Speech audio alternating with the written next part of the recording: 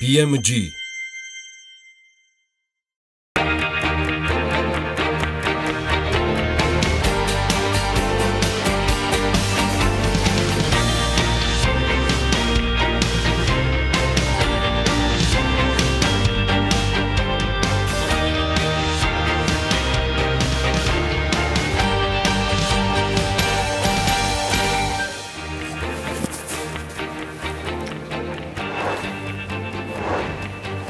დილა მშვიდობის ყველას, მე გიორგი ისაკაძე ვარ, წარმოგიდგენთ საქმიან დილას, მაუწყებლობთ TV პირველზე BMG-ს გუნდის სახელით ყველას წარმატებულ საქმიან.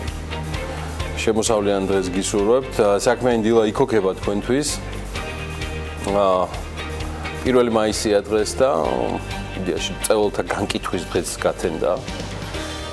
დღეიდან თამბაქოს მოწევა მხოლოდ კატერზე და ტაქსია შესაძლებელი. ეს ხუმრობი, თუმცა დიდად არ განსხვავდება რეალობაც. აი ამ თემას ძალიან მალე მიუბრუნდები. არ ვიცი რა არის აპრილის ბოლოს და მაისის პირველ დღეს იმ ძიმე ამბავის მიზეზი, რამაც გუშინ გვიან საღამოს ყველა შეგვაშფოთა. შესაძლოა ეს აკრძალული სიგარეტის ნამწვიც იყოს, ან ვიღაცის დაუდევრობა. ამ პირადად მე რაც მიმაჩნია და მიმაჩნდა ადრეც, გამიზნული ბოროტება. გუშინ გვიან ღამით ბორჯომის ხეობაში კვლავ ცეცხლი გაჩნდა, კვლავ მოეკიდა ხმელმცენარეულს და კვლავ მძიმე და საშიში მასშტაბები მიიღო, რადგან ზოგიერთ ადგილას სადაც ცეცხლი იყო, გავრცელებული კავშირი არ მყარდებოდა და შესაბამისად მედია მოკლებული იყო საშუალებას გვცოდნოდა ღამით მეტი რა ხდებოდა ბორჯომის ულამაზეს ხეობაში, რომელიც მეორე წელიწადია ხანძრების და მძიმე ხანძრების ეპიცენტრად გადაიქცა. პირველი საინფორმაციო სამსახურმა გუშინ ღამითვე აფრინა გადამღები ჯგუფი ბორჯომს და სწორედ იქ არიან ადგილზე ჩვენი უძინარი, მაგრამ მაინც მხნე საინფორმაციო სამსახურის წარმომადგენლები. სწორედ მათი დახმარებით მოგვაწვიან ჩვენ ბოლო ინფორმაციას რა ხდება ბორჯომის ხეობაში, კონკრეტულად კი სოფელ საკირეში, სადაც წინასწარი ინფორმაციით 600 კვადრატულ მეტრზე მეტი არსებული ტყის საფარი განადგურდა. ჩვენ ახლა პირდაპირ ხაზზე გვყავს ილია თავთეთრიშვილი. იგი გახლავთ საგანგებო სიტუაციათა სამსახურის სამცხე ჯავახეთის სამმართველოს უფროსი.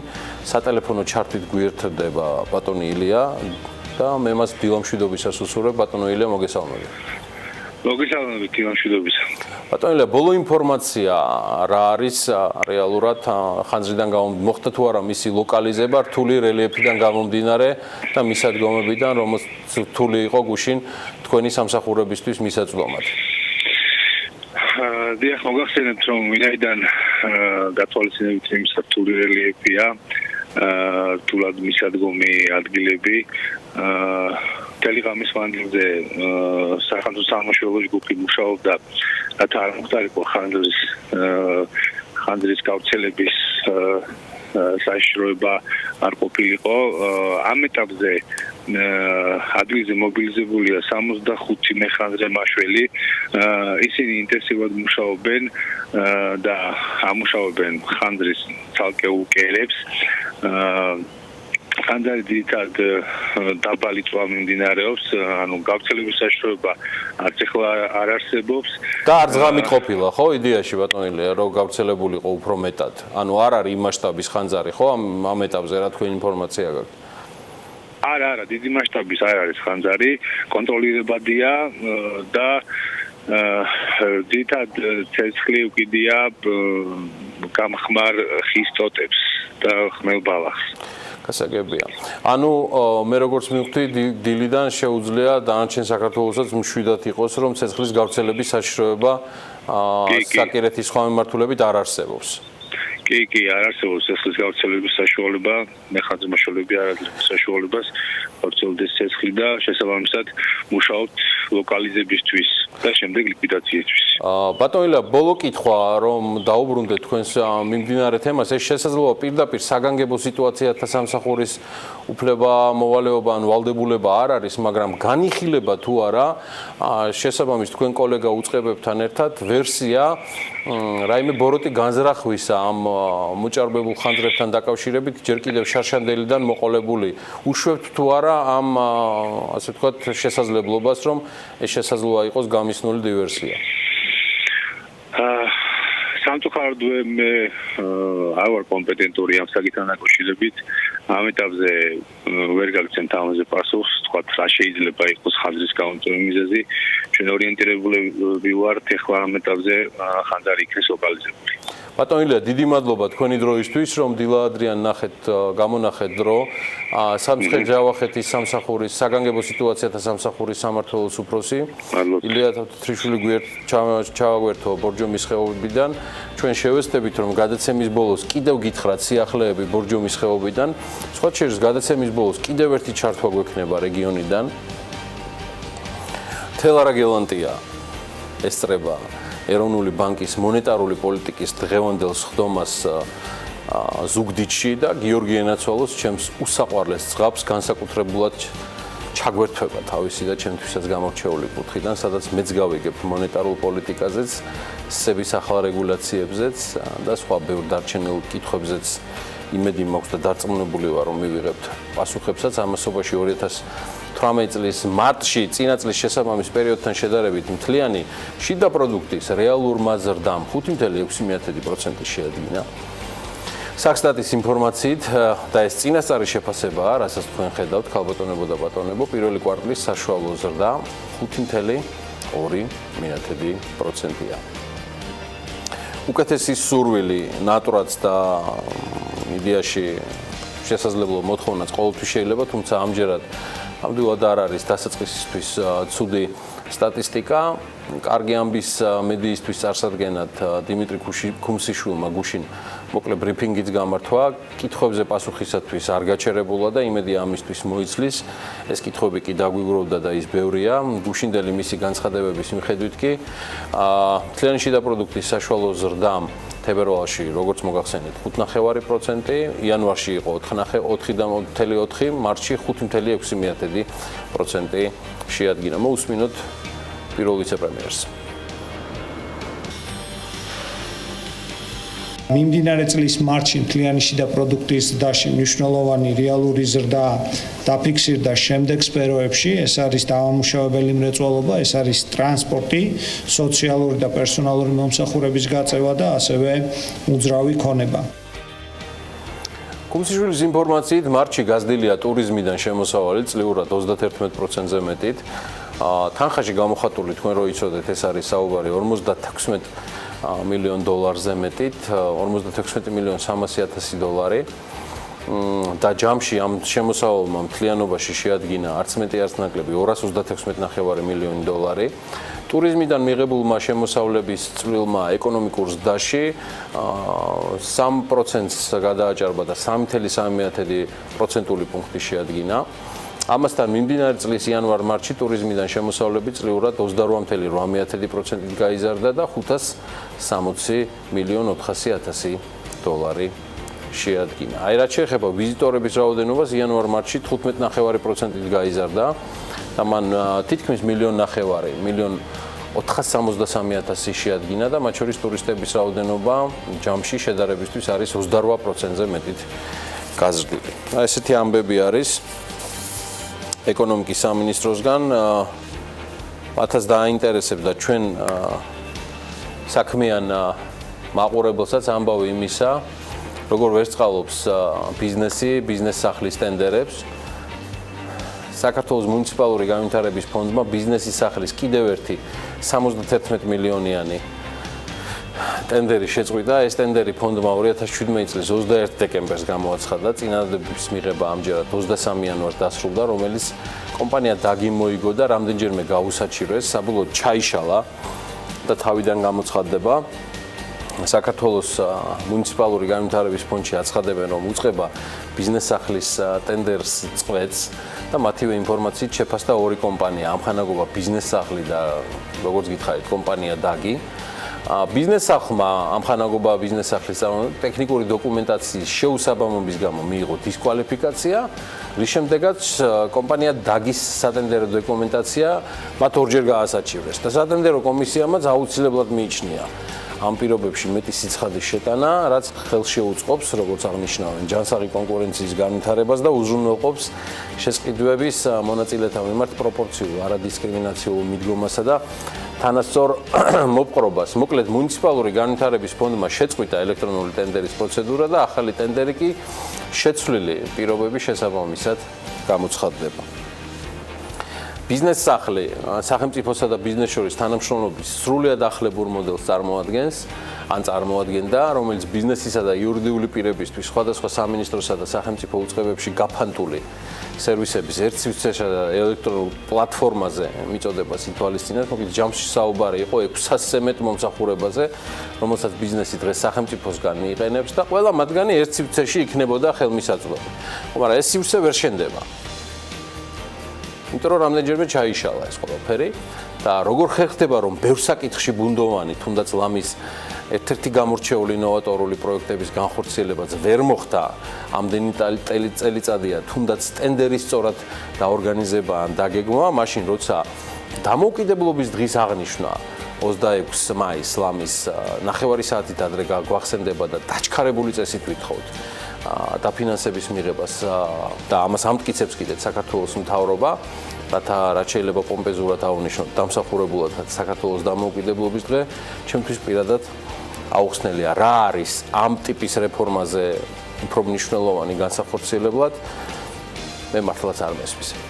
Global Finance-ის მონაცემებისკენ გადავინაცვლოთ, მოვიოხოთ გული გასულ წელს მსოფლიოში განხორციელებული პირდაპირ უცხოური ინვესტიციების მოცულობა 16%-ით არის შემცირებული, მან ჯამში 1,5 ტრილიონი შეადგინა. 2016 წელს ეს მაჩვენებელი 1,800 მილიარდი იყო. განვითარებად ეკონომიკებში პირდაპირ უცხოური ინვესტიციების მოცულობა მცირედით არის გაზრდილი 653 მილიარდით. მსოფლიოს 10 ქვეყანა ყველაზე მეტი პირდაპირ უცხოური ინვესტიციებით, ანუ FDI-ით კი შემდეგია: შეერთებული შტატები 311 მილიარდი, ჩინეთი 154 მილიარდი, ჰონკონგი 85 მილიარდი, ნიდერლანდები სამეფო 68 მილიარდი, ირლანდია 66 მილიარდი მიიღეს, ავსტრალია 60 მილიარდი, აი ხა ნახავთ უკვე გრაფიკზე სრულად და მოცულობით, ბრაზილია 60 მილიარდი, სინგაპური 58, საფრანგეთი 50 მილიარდი და ინდოეთი ამჯერზე 45 მილიარდ დაჯერდა. აი საქართველოს სტატისტიკის სამსახურის მონაცემებით საქართველოში გასულ წელს პირდაპირ უცხოური ინვესტიციების სახით თითქმის 2 მილიარდი, 1,900 მილიონი დოლარი შემოვიდა და ეს არის, ასე ვთქვათ, რის გამოც ჩვენ ამ ტოპ-10-ში ჩემ დასამწუხაროდ პირადად ვერ მოვხდით. აქვე პირადად ჩემთვის ალბათ ყველაზე მნიშვნელოვანი რეიტინგი, რომელიც რაც კი შეიძლება საზომად არსებობდეს, ქვეყნის მოსახლეობის შემოსავლის დონეს გამოხატავს წლის განმავლობაში ერთი მოსახლის მიერ მიღებული საშუალო შემოსავალი. ერთ მოსახლეზე შემოსავალს სხვადასხვა ინდიკატორები ძონავენ და ყველა ამ ინდიკატორს ცხადია თავისი გამოყენების არეალიც აქვს, მაგრამ როცა ერთ მოსახლეზე შემოსავალს ზომავთ იმ მიზნით, რომ შემდეგ სხვადასხვა ქვეყნების მაჩვენებლები ერთმანეთს შევადაროთ, ამ დროს მწყიდველობითი უნარის პარიტეტით, ანუ PPP-ით დათვლილი ერთ მოსახლეზე შემოსავლის გამოყენება ეს მე მგონი აქ არაფერს ნობელის საპრემიეროს არ ვიტყვი, რომ ეს ალბათ ყველაზე გამართლებულია. მწყიდველობითი უნარის პარიტეტი გამორიცხავს ქვეყნებს შორის ფასების დონის სხვაობას და კეთდება დაშვება, რომ $1 ყველა ქვეყანაში თანაბარი მწყიდველობითი უნარით არის წარმოდგენილი და ამ მწყიდველობითი უნარის გათვალისწინებით 2017 წელს ერთ მოსახლეზე ყველაზე მეტი შემოსავალი მიიღო სწორედ ირლანდიამ, უпростоრად იქ გაიზარდა ყველაზე მეტად, საუბარია $6,290-ით.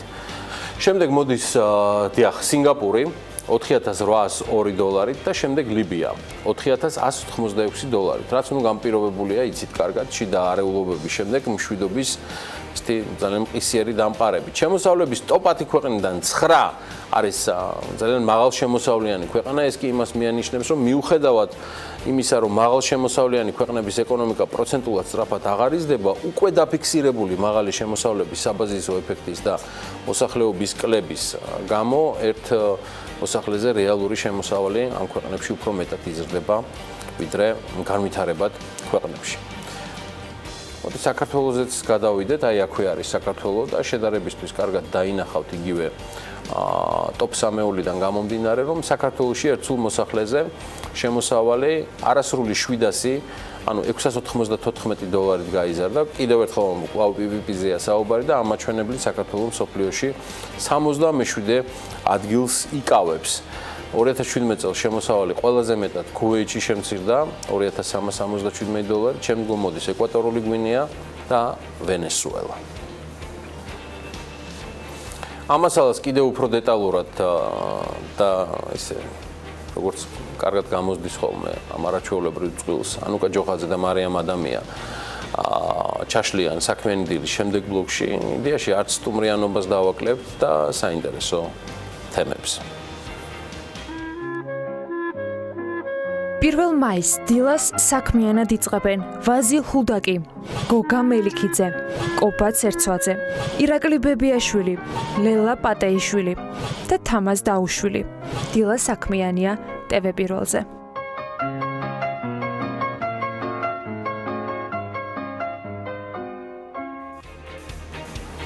მოწევის აკრძალვაზე ვრცელი მიმოხილვა, რეპორტაჟი და სტუმრობა უკვე დავაანონსეთ თამბაქოს კონტროლის შესახებ საქართველოს კანონში ცვლილებების შედეგებსაც მალე მოვიკითხავთ. კანონმდებლობის კიდევ ერთ სამუშაო ამბავზე კი ჯერ მხოლოდ ინიციატივის ფორმატში მოგიყვებით. იმედია ასეც დარჩება, მაგრამ მაინც გაგიზიარებთ. მოკლედ საქართველოს საგზაო უსაფრთხოებისა და ავტოსკოლების ასოციაცია საქართველოს პარლამენტს საკანონმდებლო წინადადებით მიმართავს საგზაო მოძრაობის შესახებ საქართველოს კანონში ცვლილებების შეტანას ითხოვს. ასოციაციის თავმჯდომარე ილია მეკოკიშვილის წინადადების თანახმად საგზაო ნიშნების სრულყოფილი არ არის და დასამატებელია ძალიან ბევრი საჭირო და მნიშვნელოვანი აღნიშვნა, მათ შორის მხედრის სამოძრაო ბილიკი და საჭაპანო მოძრაობის აღნიშნული ნიშნები. ასეა. ხაშურის მუნიციპალიტეტის სოფელ ტეზერში და მცხეთის მუნიციპალიტეტის სოფელ პატარა კანდაში მდებარე ავტობუსების გაჩერებებს კი ისტორიული ძეგლის სტატუსი მიენიჭა. აი მას ერთ-ერთი მე-20 საუკუნის 70-იანი წლების საბჭოთა მოდერნიზმით დათარიღებული გაჩერებების სადგურები არქიტექტურის, საინჟინრო მეცნიერების, ტექნიკისა და მრეწველობის განვითარებასთან დაკავშირებულ ძეგლად აღიარეს. ბრძანება საქართველოს კულტურული მემკვიდრეობის დაცვის ეროვნული სააგენტოს გენერალური დირექტორის მოვალეობის შემსრულებელმა 24 აპრილს მოაწერა ხელი და გამოსაგებია ცხადია. კარგი. ასაკით გაცილებით ახალგაზრდაა. რადიო სიხშირეზე მაუწყებლობის მხოლოდ სულ რაღაც 7 წელს ითვლის, თუმცა მედია ისტორიაში სამჯერ მეც გაცილებით მეტი დამსახურებით. დღეს რადიო მაესტრო არის იუბილარი 2011 წელს პირველი ეთერიდან დღემდე თავგადასავლებით ზოგჯერ მხიარული, ზოგჯერ სევდიანი, ბევრჯერ პრობლემური, თუმცა რაც ყველაზე მნიშვნელოვანია, ყოველთვის პრინციპული პოზიციით დღეს უკვე ის რამდენიმე რადიო სიხშირეს აერთიანებს. დასამალიც არ არის, რომ საქმიანი დილის თანაწამყვანი უსაყვარლესი და გამორჩეული ანა ლაპიაშვილი სწორედ რადიო მაესტროდან მერგო მზითებში და ისიც მეგონი აქ არის. იმედია გამოგადგა გიორგი ეს მზითვი. შევიჯერ სტეფანა, დილამშვიდობის. დილამშვიდობის. ეს ის შემთხვევა, როცა მეც საოცრად მინდა რომ მიულოცო რადიო მაესტროს, ყოველგვარი უფლების მოიჭების გარეშე უნდა შემოუჭრა ეთერში და უსურვო ძალიან ბევრი წარმატება მის შემქმნელებზე იმ ადამიანებს, რომლებიც წლები აქმნიან რადიო მაესტროს 24 საათიან საინფორმაციო მედია საშუალებას, ერთი თითზე ჩამოსაცვლელი სტაფის წევრებით, მუდმივად თავდაუზოგავიშრომით და სურვილით რომ მსმენელი ყოველთვის ზუსტი ინფორმაციის საქმის გულში იყოს. აი, ეს კი ნამდვილად ვიცი, როგორ ხდება და რანაირად კეთდება ამ შემთხვევაში საინფორმაციო სამსახურის მიერ მსმენელისათვის მოსამზადებელი სხვადასხვა ინფორმაციები და მინდა წარმატება უსურვო და ყოველთვის ისეთი შემართება, როგორც პირველი დღეებიდან იყო და რა თქმა უნდა ზრდის ისეთი ტემპები, რომელიც ამ 7 წლის განმავლობაში მათ ნამდვილად არ შეუჩერებიათ. ხო. სრულიად დამსახურებულად მამუკა გლონტი და მთელი გუნდი, რომელიც დღეს რადიო მაესტროზეა კონცენტრირებული, ისინი დამოუკიდებელი მედიის მართლაც პირუთვნელ ისტორიას ქმნიან და მომავალშიც შექმნიან. ეს არის ის თამასა და სტანდარტი, რომელიც ამ გუნდმა დააწესა და მას ესწორება დღემდე ხდება. მე მათ წარმატებებს უსურვებ. რადიო მაესტრო ასაკითაც ჩვენზე დიდია და იდეაში ისტორიითაც. ამ დღეებში სხვათა შორის ტევ პირველის გამორჩეული სახეების და ლიდერების დიანა ტრაპაიძის და ნინო ჟიჟელაშვილის დაბადების დღეებიც იყო. ვისაც არ მიგილოციათ, მიხედეთ საქმეს, დაურეკეთ, შეეხმიანეთ, მისწერეთ, ეს სიამოვნებად ჩვენს გამორჩეულ გოგოებს, რომლებიც ტევ პირველის მიმდინარე ისტორიას ქმნიან და მთელი წლების განმავლობაში დიანა ტრაპაიძე და ნინო ჟიჟელაშვილი ასევე განსაკუთრებული რუდუნებით ემსახურებიან ამ ქვეყანას და დამოუკიდებელ ჟურნალისტიკას. კიდევ ერთ დაბადების დღეზე მინდა პატარა ისტორია მოგიყვეთ, რომელიც ჩემთვისაც სიურპრიზი იყო. ეს შედარებით ვიწრო კორპორატიულ წრეში აღნიშნა ბევრი მიზეზის გამო გადაედო BMG-ს. იდეაში მისვლა მეც დავაგვიანე. საკმაოდ გვიან მივედი და მისვლისას კი აღმოვაჩინე, რომ მორიგი სიურპრიზი მელოდა. თუმცა არა იმ მასშტაბის თაღლითობა, რაც 3 წლის წინ მომიწყვეს ჯერ კიდევ მაესტროში მომუშავეებს. ეს დაგვიანება BMG-ს გუნდის წევრებმა ჩემგან მალულად ნიჭიერების ახალ ფართო გზაზე გამოიყენეს და მორიგი შედევრი შექმნეს. ეჭვი მაქვს სრულიად ტრენდული გახდება. დატკბით. Hands up. მისმინეთ, გიყვებით, ისტორიას რა მოხდა? 2014-ში BMG-მ ყველა ჩვენგანს რა მოხდა? 4 წლის წინ დავიწყეთ საათნახევრით, დილით გესალმებოდით სულ სხვა სახელით. ერთი გადაცემით ბიზნეს გაცნობდით, ყველა სიახლეზე ჩვენაც განდობდით. გავიზარდეთ მალე, ბევრიც გავიარეთ. მოვუსმინოთ გუნდის სხვა წევრებს. ბიზნესმენის გუნდი რესპონდენტებს ეძებს დილის მხრიდან. დროზე გავუშვი ქუდი, ისაკაძე გარბის ეთერიდან. მინდა გადასდეთ ხმამ, გეყოფა ტყავის მამ, უაპოს დავარცხნეთ მამ, კადრი გაშალეთ მამ. ათი წამირჩება ყველამ კამერისკენ იხურეთ, ეთერში ვართ, ვიწყებთ, გამოხევით BMG-ს. დაიქნებით ყველა ბიზნესი ახლის საქმის გულში, გამოხევით BMG-ს. დაიქნებით ყველა ბიზნესი ახლის საქმის გულში. დროზე ამოდით ყველა, თორე ეს პროლოგი გაიწელა. ოპერატორი და მძღოლი ვერსად ვიპოვეთ, ხმაურს უმატავ ყველა. თათბირს ვერ ვიგებ ხვალ, 20-ზე ვეღარ გთავ, სტუმარს ვერ ურეკავ, თემა არა მაქვს ხვალ, მაგრამ ისევ გამოწვევით ამ სიტუაციიდან. BMG ვართ, ვიწყებთ, გამოხევით BMG-ს. დაიქნებით ყველა ბიზნესი ახლის საქმის გულში, გამოხევით BMG-ს. დაიქნებით ყველა ბიზნესი ახლის საქმის გულში. ცინცის შაბათ კვირა ანალიტიკა, საქმიანი დილა, #საქმიანები, ქალების ნარატივი, დავები, ახლები, ვიზიტებით, გამოხევით BMG-ს. დაიქნებით ყველა ბიზნესი ახლის საქმის გულში, გამოხევით BMG-ს. დაიქნებით ყველა ბიზნესი ახლის საქმის გულში, გამოხევით BMG-ს. დაიქნებით ყველა ბიზნესი ახლის საქმის გულში, გამოხევით BMG-ს. დაიქნებით ყველა ბიზნესი ახლის საქმის გულში. BMG-ს იუბილე ცოტა დაგვიანებულად აღნიშნეთ, მაგრამ ერთს გეტყვით, რომ გამოყევით და ენდეთ ბოლომდე BMG-ს ამ საოცარ ადამიანებს და მართლა ერთი დიდი გუნდის და ოჯახის წევრებს. სალომე მეცხვარიშვილს ულოცავ დაბადების დღეს, დღეს რაღაც დაბადების დღეების მილოცვის სამაგტრია და სალუც არ უნდა გამორჩეს ამ ამბავს ჩვენი გუნდის კიდევ ერთი გამორჩეული წევრი სალომე მრავლას დაესწარი. აი ვოკალის ზეიმის შემდეგ კი საქმიანი დილის მაყურებელს რეაბილიტაცია ეკუთვნის, თან არაჩვეულებრივი მიზეზი გვაქვს. ჯორდან პეტერსონმა ბოლო 1 წლის მსოფლიო მედიის ვარსკვლავმა ტვიტერზე ჰამლეტ გონაშვილის სიმღერა გააზიარა.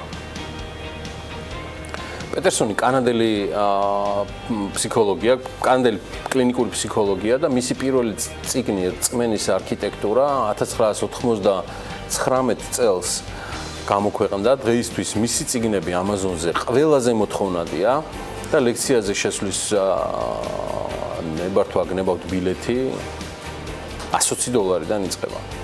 ასე რომ წარმოუდგენელი იყო, რომ ეს ამბავი თქვენთვის არ გამეზიარებინა. ამასობაში მეტროპოლიტენის მემანქანეთა დამოუკიდებელი პროფესიული კავშირის მოთხოვნები და პასუხი სატრანსპორტო კომპანიისა მერიისგან გაიფიცება თუ არა თბილისის მეტრო.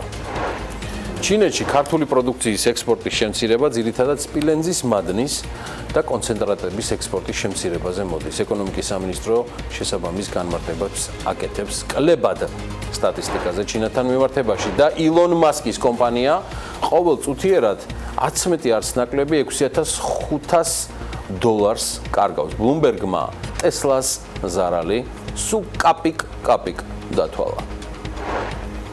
და ისიც ანალაპიაშვილის სრულად არის უკვე მზად, რომ დაანონსებული სიახლეები წარმოგიდგინოთ. ანა კიდევ ერთხელ დილამშვიდობის. კიდევ ერთხელ დილამშვიდობის. საიუბილეო გამოგვივიდა მე და შენ პროლოგი დღეს, ანუ ბევრი იუბილეარს ძველს თუ ახალს. მიულოცებ დღევანდელი დაბადების დღეს, შენ კი წარმატებულ დღეს გისურვებ. მხოლოდ პოზიტივს ვისურვებთ საქმიანი დილის ეთერიდან, რომ ასეთი შესაძლებლობები გქონოდეს და მხოლოდ კარგზე იყოს სასაუბრო. თუმცა გავაგრძელებთ თვლას და ზოგ შემთხვევაში არც ისე კარგი შედეგებით გამოყვანილ უკვე მაგალითებს და ბიზნეს სიახლეებში მოვისმენთ ამ ყველაფერზე პასუხებს, მოკლედ რამდენიმე წამში ვართ ეთერში.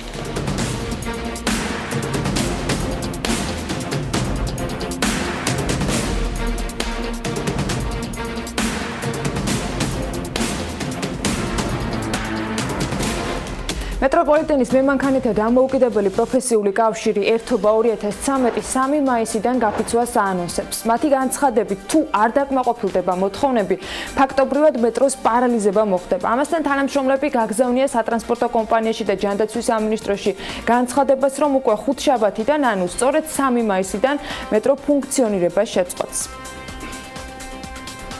ცალსახად გადავწყვიტეთ, რომ დღეს შევიტანთ განცხადებას სატრანსპორტო კომპანიაში, ჯანდაცვის სამინისტროში და 3 დღეში გავიჩერდებით. სტრესულ მდგომარეობაში გვიწევს მუშაობა მემანქანეებს. ამ პასუხისმგებლობიდან გამომდინარე და ამ სიტუაციიდან გამომდინარე, მე მგონი სრულიად ლეგიტიმურია იმის მოთხოვნა.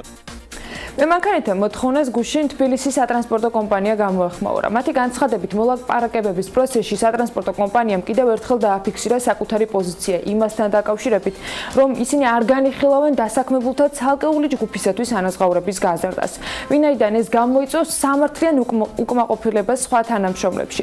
თბილისის სატრანსპორტო კომპანიაში დასაქმებულია 6300-მდე თანამშრომელი და მათი პირობების გაუმჯობესება ერთ-ერთ პრიორიტეტულ მიმართულებას წარმოადგენს კომპანიისთვის. ბოლო წლებში ქმედითი ნაბიჯები გადაიდგა დასაქმებულთა სამუშაო გარემოს გაუმჯობესებისა და შრომის უსაფრთხოების სტანდარტებთან შესაბამისობაში მოყვანისათვის. კონკრეტულად მეტროს მემანქანეებისათვის კეთილ მოეწყო სპეციალური მოსასვენებელი ოთახები, ასევე თითოეულ მემანქანეს შესაძლებლობა აქვს აიმაღლოს კვალიფიკაცია ტექნიკურ სკოლაში და მიიღოს უფრო მეტი ანაზღაურება თანრიგის ცვლილების შესაბამისად.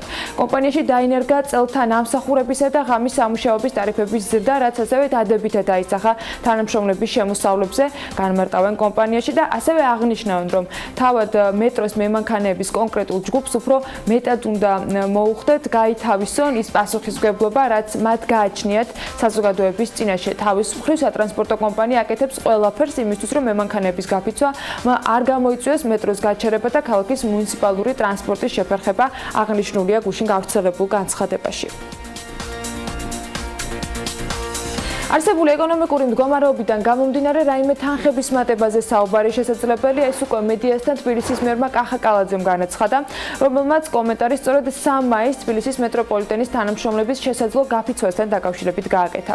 მისი თქმით, მეტრო იმუშავებს და მისი პარალიზება არ მოხდება, თუმცა კალაძეს არ დაუკონკრეტებია თუ რას მოიმოქმედებს საამისოდ მერია. მერის განცხადებით, მეტროს თანამშრომლების ნაწილის მიერ გაფიცვის მოწყობა მათი კონსტიტუციური უფლებაა, თუმცა ის აცხადებს, რომ არიან ადამიანები, რომელთა ხელფასიც მეტროპოლიტენის თანამშრომლების ხელფასთან შედარებით გაცილებით ნაკლები 407-800 ლარია, მაშინ როდესაც მეტროპოლიტენის თანამშრომელთა ხელფასები დაახლოებით 1300-1400 ლარის ფარგლებში მერყეობს. მარტში მსხვილ საწარმოთა ბრუნვა 12.1%-ით გაიზარდა, რითაც წინა თვესთან შედარებით ზრდის ტემპის დაჩქარება დაფიქსირდა. საქსტატის ინფორმაციით, დამატებული ღირებულების გადასახადის გადამხდელთა ბრუნვა 5.856 მილიონი ლარი შეადგინა. მარტში საქართველოში 4786 ახალი კომპანია დაფუძნდა, წინა წელთან შედარებით ეს მაჩვენებელი დაახლოებით 9%-ით ნაკლებია. ჩინეთში ქართული პროდუქციის ექსპორტის შემცირება ძირითადად სპილენძის მადნის და კონცენტრანტების ექსპორტის შემცირებაზე მოდის. ეს ეკონომიკის სამინისტროს საგარეო ვაჭრობის პოლიტიკის დეპარტამენტის უფროსმა მარიამ გაბუნიამ განმარტა საქმის კურსთან. გაბაანალიზეთ 3 თვის შედეგები და მინდა აღვნიშნო, რომ ექსპორტის 29 მილიონიან კლებიდან, რაც ამ წლის პირველ კვარტალში დაფიქსირდა, 28.600.000 დოლარი სპილენძის მადნებსა და კონცენტრანტებზე მოდის, აღნიშნავს ის და ასევე განმარტავს, რომ თუ ექსპორტის გაანალიზება მოხდება, მაშინ სპილენძის მადნებისა და კონცენტრანტების ექსპორტი 3 თვეში საქართველოდან 21%-ით არის გაზრდილი. ჩინეთის ერთ-ერთი უმსხვილესი კონგლომერატი CFC-ის დამფუძნებელი სამართალდამცველმა ორგანოებმა დაკითხეს და მას სახლიდან გასვლა აუგზავნეს. ამის შესახებ China Morning Post წერს. ამ ფაქტის გახმაურების შემდეგ CFC-ის რამდენიმე გარიგება ჩაიშალა, როგორც ჩინეთში, ისევე მის საზღვრებს გარეთ.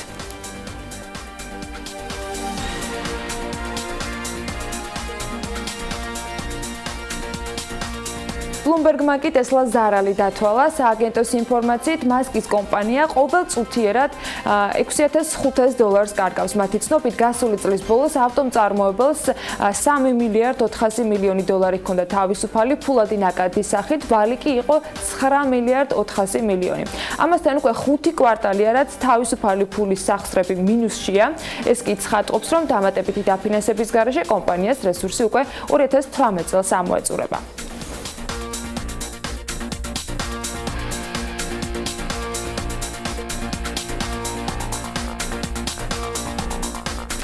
ილონ მასკის გეგმებთან დაკავშირებით მომავალში კიდევ ბევრ ძალიან საინტერესოს გავიგებთ. ახლა კი დრო არის, რომ ასევე არანაკლებ საინტერესო და საჭირო ინფორმაცია უკვე სავალუტო ჯიხურებიდან გიორგისგან მოვისმინოთ.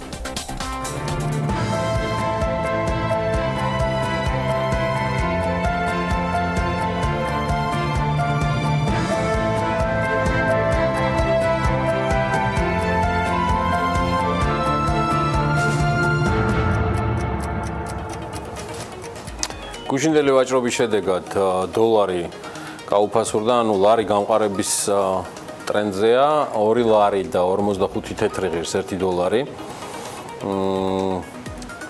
ევროს ფასი 2 ლარი და 97 თეთრია, თურქული ლირა 60 თეთრი, 3 ლარი და 37 თეთრია, ფუნტ სტერლინგი. ბოლო ერთ წელიწადში მინდა სხვათა შორის გადავიდე ერთ-ერთ კიდე განსაზღვრელ პროდუქცია, ეს არის ნავთობი. 2017 წლის 27 აპრილიდან 2018 წლის 27 აპრილამდე 1 ბარელი ნედლი ნავთობის მსოფლიო ფასი 36%-ით, ანუ $18 არის გაზრდილი. ნიუ-იორკის ბირჟაზე 1 ბარელი ნედლი ნავთობი $68 ფარგლებშია, რაც ბოლო 40 თვის რეკორდული ფასია. და ბოლოს ბარელი ნავთობი $68 2014 წლის დეკემბერში ღირდა. ანალიტიკოსების აზრით, ნავთობის ფასის ზრდა ყველაზე მეტად ირანის სანქციების გარშემო მიმდინარე საუბარმა გამოიწვია. რომელიც ამერიკის პრეზიდენტის მხრიდან ისმის, მოლოდინია, რომ თუ ირანის მიმართ სანქციები გამკაცრდება, ბარელი ნავთობის ფასი მინიმუმ $80-მდე გაიზრდება. აი ნავთობის ექსპორტიორ ქვეყანათა გაერთიანებაში OPEC-ზეა საუბარი. ირანი ნავთობის წარმოებით მესამე ადგილზეა, მხოლოდ საუდის არაბეთს და ერაყს თუ ჩამორჩება.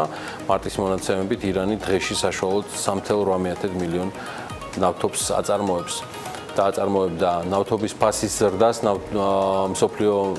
მსოფლიოში ნავთობზე მოთხოვნის ზრდას და OPEC-ის მიერ მიწოდების მცირედი შემცირებაც კი განაპირობებს. თებერვალ-მარტში OPEC-მა ნავთობის ყოველდღიური წარმოება, როგორც თქვენთვის კარგად არის ცნობილი, 270,000 ბარელით შეამცირა. კაი, გადავიდეთ ამინდის პროგნოზზე, მას ანა გაგვაცნობს რამდენიმე წამში. ამინდის პროგნოზის სპონსორია SEU Development.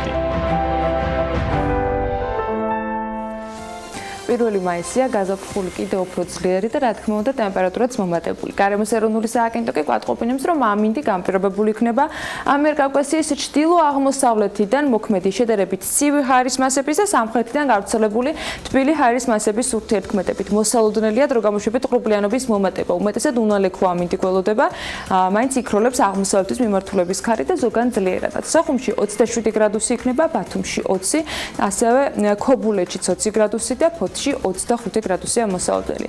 ქუთაისში 22 გრადუსს ელოდებიან, ზუგდიდშიც ანალოგიურად 22 გრადუსი იქნება, ოზურგეთში 30, ონში 28, გორში 25 გრადუსი დაფიქსირდება და ცხინვალშიც ანალოგიურად მაქსიმალური ტემპერატურა 25 გრადუსს მიაღწევს. მარნაულსა და რუსთავში 23 გრადუსი იქნება, ახალციხეში 25, ბორჯომშიც 25 და ბაკურიაში 20 გრადუსი. ახალქალაქში 18 გრადუსია მოსალოდნელი, სტეფანწმინდაში 17, თელავში დღის განმავლობაში მაქსიმალური ტემპერატურა იქნება 23 გრადუსი. რაც შეეხება დედაქალაქს, რო გამოშვებით ღრუბლიანობა მოიმატებს თბილისში, თუმცა უნალექოდ ჩაივლის დღა იქროლებს სამხრეთ-აღმოსავლეთის მიმართულების სუსტი ქარი და ჰაერის მაქსიმალური ტემპერატურა იქნება 23 გრადუსი. მადლობა ანას. ჩვენ სულ რამდენიმე წუთში გავაგზავნებთ ჩვენ საქმიან დილას.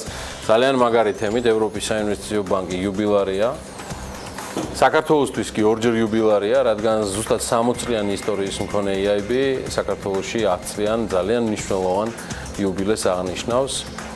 ევროპის საინვესტიციო ბანკის ვიცე-პრეზიდენტი იქნება ჩვენი სტუმარი, ჩვენთვის დიპატები ამას უმასპინძლობთ სულ რამდენიმე წუთში საქმიანი დილის პირდაპირ ეთერში.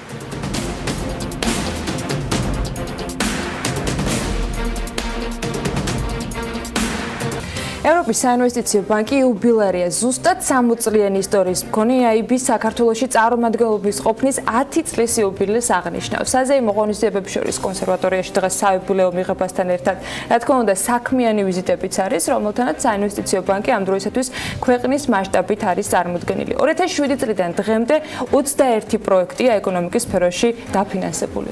და ეს არ არის ყველაფერი, ანა, ევროპის საინვესტიციო ბანკის საკრედიტო პორტფელი საქართველოში $1.550 მილიარდს უტოლდება. ეს უნდა იცოდეს ძალიან ბევრმა, რომ ეს არის ერთ-ერთი ყველაზე მსხვილი პარტნიორი, ერთ-ერთი ყველაზე მსხვილი საფინანსო ინსტიტუტი საქართველოში, დიახ, ჩვენ ვსაუბრობთ ევროპის საინვესტიციო ბანკზე. პროექტების ჩამოსათვალად, რომელშიც ევროპის საინვესტიციო ბანკმა მონაწილეობა მიიღო, ესეთერი, აი, პირდაპირ გეუბნები, რომ ნამდვილად არ გვეყოფა. გამორიცხულია. მხოლოდ მოკლე სტატისტიკას წარვადგენ. 2017 წლების ანგარიშს მოიცავს 200 მილიონი ევრო EIB-ის სესხები მუნიციპალური ინფრასტრუქტურის განვითარებისთვის საქართველოში, 750 მილიონი ევრო საჯარო ინფრასტრუქტურაში, ინვესტიციები ტრანსპორტის სექტორში, 105 მილიონი ევრო ენერგეტიკული უსაფრთხოებისთვის, როგორია 200 მილიონი ევრო წყალმომარაგების და შესაბამისი ინფრასტრუქტურისთვის, 45 მილიონ ევროზე მეტი ტექნიკური დახმარების და საინვესტიციო გრანტების, ენერგოეფექტურობის, მუნიციპალური ინფრასტრუქტურის და სატრანსპორტო სექტორის პროექტების მხარდასაჭერად. აი ესეთი იუბილარია. ეს მხოლოდ დასაწყისია. და მხოლოდ იმის გამო, რომ არც მეტი არც ნაკლები ჩვენი კავშირებიდან გამომდინარე ევროპასთან და კონკრეტულად EIB-სთან, რომლის ქართულ ოფისსაც, მის წარმომადგენლობასაც ძალიან დიდ პატივს მთელი იმ საქმიანობისთვის, რასაც დღენიადად გაწევენ. დღევანდელ იუბილეზე ევროპის საინვესტიციო ბანკის მაღალჩინოსანია ჩამოსული და დღეს ჩვენ მას მივიღებთ, როგორც დაგიანონსეთ, ამ საინვესტიციო ბანკის ვიცე-პრეზიდენტ ვაზილ ჰუდაკს. Vice President Hudak, great to have you here with us. Good morning. Yeah, we already had some brief about AIB's last achievements and portfolio. საინვესტიციო ევროპის საინვესტიციო ბანკის უკანასკნელი მიღწევების შესახებ და იმის შესახებ თუ რა საქმიანობ საქართველოში, მაგრამ ჩემ პირველი შეკითხვა მდგომარეობს შემდეგში. I'm always trying whenever I have somebody here in my studio. როდესაც ვინმე მყავს სტუდიაში სტუმრად ევროპის საინვესტიციო ბანკიდან ყოველთვის უსვამ მას შეკითხვას თუ რას ნიშნავს რა ფუნქციები გააჩნია ევროპის საინვესტიციო ბანკს, რას მოიცავს მისი საქმიანობა, რადგან ძალიან მნიშვნელოვანია ხალხისთვის იმის გაცნობიერება თუ რას საქმიანობს ეს ორგანიზაცია. ევროპის საინვესტიციო ბანკი არის ევროკავშირის ბანკი. ჩვენ 28 წევრს მოვიცავთ, სანამ შემდეგ წელს Brexit-ის პროცესი დასრულდება, ამის შემდეგ უკვე 27 წევრი გვეყოლება. ეს არის ბანკი, რომელიც ეკონომიკურ განვითარებას, კონკურენტუნარიანობას, წარმოებას უჭერს მხარს. და რა თქმა უნდა, აღმოსავლური პარტნიორობის მიმართულებით არსებობს ქვეყნები, რომლებიც ახლოს არიან ევროკავშირთან და ჩვენ საოპერაციო ზონას აფართოვებენ. იმისთვის რომ ჩამოვაყალიბო, ასე ვთქვათ, კონცეფცია ჩვენი ოპერაციებისა, გასულ წელს ჩვენ დავაფინანსეთ 18 მილიარდი ევროს მასშტაბის, ასე ვთქვათ, პროექტები და ევროპის საინვესტიციო ბანკი მსოფლიო მასშტაბით არის ყველაზე მსხვილი საინვესტიციო ორგანიზაცია და ჩემი აზრით ევროკავშირი ამით უნდა ამაყობდეს და ეს ინვესტიციები ხორციელდება არა მხოლოდ ევროკავშირში, არამედ აღმოსავლეთ ევროპაში და ევროკავშირის სამეზობლო ტერიტორიებზეც. ისეთ ქვეყნებში, რომელიც ახლოს არის ევროკავშირში, იმისათვის, რათა კავშირი გაძლიერდეს და შეიქმნას ახალი კავშირებიც, ლოჯისტიკის, ტრანსპორტირების და ინფრასტრუქტურის მიმართულებით ხორციელდება ძირითადად ეს ინვესტიციები. საქართველოში სწორედ ეს მიმართულებებია პრიორიტეტული. ხარს უჭერთ ასევე მცირე და საშუალო ბიზნესს, რადგან ჩვენთვის, ასე ვთქვათ, კერძო სექტორი არის ძალიან მნიშვნელოვანი ფაქტორი ბიზნეს განვითარებისას, სწორედ ამიტომ ვუჭერთ ამ მიმართულებას მხარს. ძალიან მნიშვნელოვანია ენერგო მომარაგების მიმართულებაც, რაც კლიმატური ცვლილებების სფეროში თამაშობს უმნიშვნელოვანეს როლს. ჩვენ გქონდა ასევე არაერთი მნიშვნელოვანი პროექტი, რომელიც პირდაპირ გავლენას ახდენდა ეკონომიკის განვითარებაზე ქვეყნის მასშტაბით. Yeah, in one. I could easily question you before, but we still face some challenges for 2018. ჩვენ კიდევ გვაქვს ძალიან მნიშვნელოვანი გამოწვევები 2018 წელს და რა არის თქვენი ორგანიზაციის პრიორიტეტები მიმდინარე წლის განმავლობაში, რადგან more oriented is just to say and to more promote whether it's the largest financial institution. მე ვიცი რომ ეს არის სოფლიოს ერთ-ერთი უმსხვილესი ფინანსური ინსტიტუტი, მაგრამ ამავდროულად პროექტები, რომლებსაც თქვენი ორგანიზაცია აფინანსებს, არის ძალიან მნიშვნელოვანი, განსაკუთრებით საქართველოსთვის, მაგრამ საქართველოს უფრო დაწვრილებით მოგვიანებით ვისაუბრებთ. მოდი ახლა მიპასუხეთ იმ გამოწვევების შესახებ, რომელიც 2018 წელს თქვენს წინაშე დგას. როდესაც ევროკავშირზე ვსაუბრობთ, ორი დიდი პრიორიტეტი არსებობს. პირველი აკავშირებულია კონკურენტუნარიანობასთან. როდესაც ჩვენ ვსაუბრობთ გლობალურ ეკონომიკაზე, ეს ეკონომიკა ვითარდება ძალიან სწრაფად, შევხედოთ ამერიკის შეერთებულ შტატებს, შევხედოთ ჩინეთს, ინდოეთს და მსოფლიოს სხვა კუთხეებს, ყველა მათგანი ვითარდება ძალიან სწრაფად, შესაბამისად კონკურენტუნარიანობა ამ მხრივ ფეხის აწყობა არის ძალიან მნიშვნელოვანი. ჩვენი აზრით, ევროპის საინვესტიციო ბანკი საინვესტიციო კაპიტალის უმთავრესი წყარო უნდა იყოს მსოფლიო მასშტაბით, ხარი უნდა დაუჭიროს სტარტაპ კომპანიებს, როგორც ევროკავშირის ფარგლებში, ასევე ევროკავშირის გარშემო და ევროკავშირის გარეთაც. სწორედ ეს არის ჩვენი უმსხვილესი პრიორიტეტი. მეორე პრიორიტეტი დაკავშირებულია ურთიერთშეთანხმებასთან ურთიერთ შერწყმასთან, ასე ვთქვათ, რადგან აუცილებელია ევროკავშირის ფარგლებს გარეთ ყოფნა ქვეყნებმა ფეხი აუწყონ ევროკავშირის წევრი ქვეყნების ეკონომიკურ განვითარებას და თვითონ ევროკავშირის მასშტაბითაც ქვეყნებმა უნდა დააბალანსონ საკუთარი ეკონომიკური განვითარება, უნდა დაეხმარონ ისეთ ქვეყნებს, რომელთა ეკონომიკური განვითარებაც უფრო ნელა მიმდინარეობს. ეს არის ჩვენი ძალიან მნიშვნელოვანი პრიორიტეტი. მეორე ძალიან მნიშვნელოვანი პრიორიტეტი. და საქართველოშიც სწორედ ამ საქმიანობას ვეწევით. რაჭა ჩემი სიყვარულეო. Fantastic. But what we see is that the country has evolved ქვეყანა ძალიან მნიშვნელოვანი განვითარება განიცადა 90-იანი წლების შემდეგ, მაგრამ ის მაინც უკან არის ისეთ ქვეყნებთან შედარებით, როგორც არის მაგალითად ავსტრია და ასე შემდეგ, შესაბამისად დამატებითი მხარდაჭერა სჭირდება განვითარებისათვის. ასაგებია, რომ საქართველო არის ძალიან მნიშვნელოვანი პარტნიორი. მოგვიყევით საქართველოს შესახებ უფრო მეტი ევროპის საინვესტიციო ბანკის ჭრილში, რომელიც აღნიშნავს 10 წლის იუბილეს საქართველოში. ჩვენ ასევე გვაქვს 100 წლის იუბილე საქართველოს დამოუკიდებლობისა. ცოტა ხანში ეს არის ძალიან მნიშვნელოვანი თარიღი ჩვენთვის. რამდენად მნიშვნელოვანი პარტნიორია საქართველო ევროპის საინვესტიციო ბანკისათვის. საქართველო არის ძალიან მნიშვნელოვანი პარტნიორი. მე არ ვამბობ ამას მხოლოდ იმიტომ, რომ ამჟამად ვიმყოფები საქართველოში და ვსაუბრობ საქართველოში. მე ამას ვამბობ იმიტომ, რომ საქართველო იღებს ევროპის საინვესტიციო ბანკის ყველაზე მსხვილ მხარდაჭერას სამხრეთ კავკასიაში. ეს არის 1.5 მილიარდი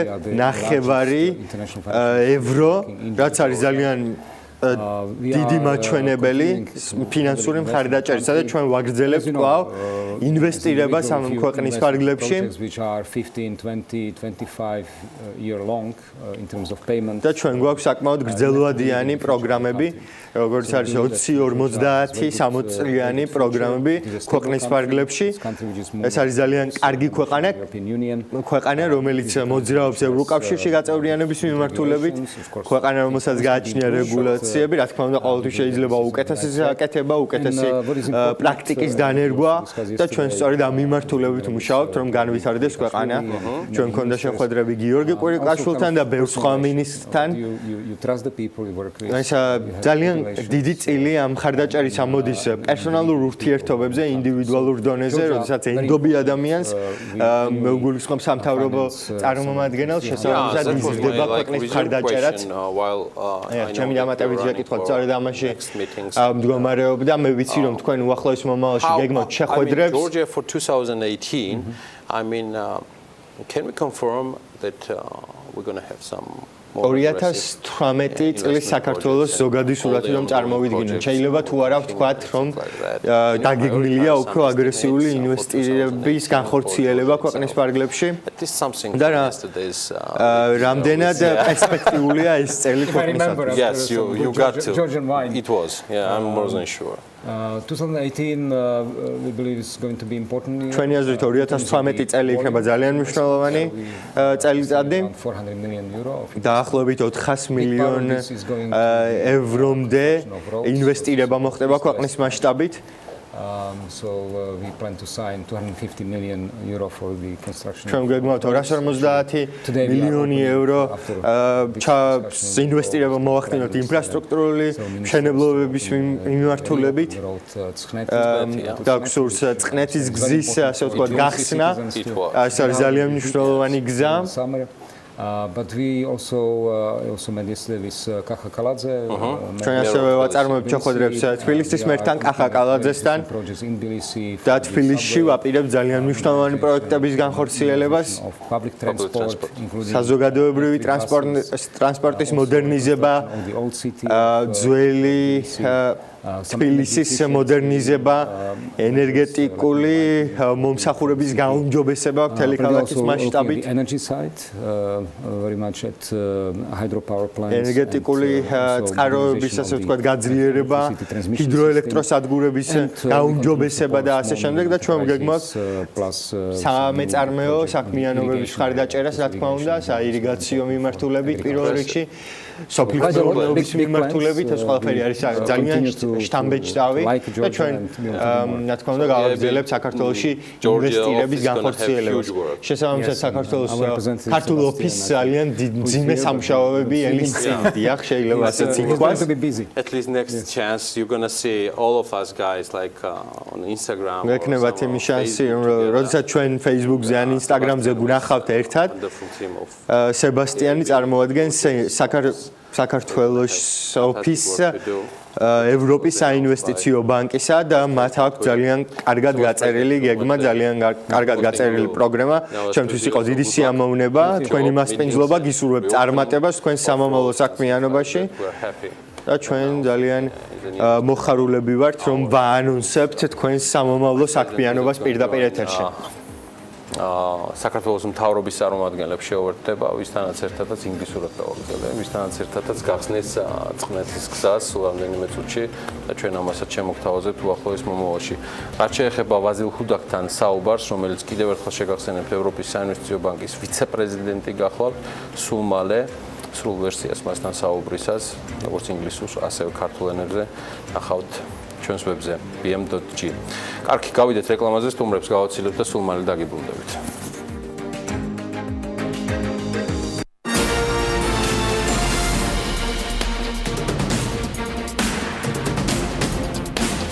ირლანდიის რესპუბლიკამ საქართველოს უსაფრთხო კატეგორიის ქვეყნების სიაში შეიყვანა. უნისონის სარჩელი დაზღვევის ზედამხედველობის სამსახურის ყოფილი ხელმძღვანელის წინააღმდეგ. საქართველოსა და სომხეთის საზღვარზე სადახლო ბაგრატაშენის გამშვებპუნქტზე ახალი ხიდი აშენდება. ბიზნესი ახლებით ვაგრძელებთ საქმიან დილას. ირლანდიის რესპუბლიკამ საქართველოს უსაფრთხო კატეგორიის ქვეყნების სიაში შეიყვანა. ეს გადაწყვეტილება ირლანდიის იუსტიციის სამინისტრომ მიიღო. მინისტრის შესაბამის განკარგულებაში აღნიშნულია, რომ საქართველოს ამ კატეგორიაში აღმოსავლეთ ევროპის სხვა ქვეყნებთან ერთად გადაინაცვლა. საგარეო საქმეთა სამინისტროს ინფორმაციით კი ირლანდია ევროკავშირის შენგენის სივრცეში მე-9 ქვეყანაა იმ 12 სახელმწიფოდან, რომელსაც ეს კლასიფიკაცია გააჩნია და რომელმაც საქართველოსთან მიმართებაში შესაბამისი გადაწყვეტილება მიიღო.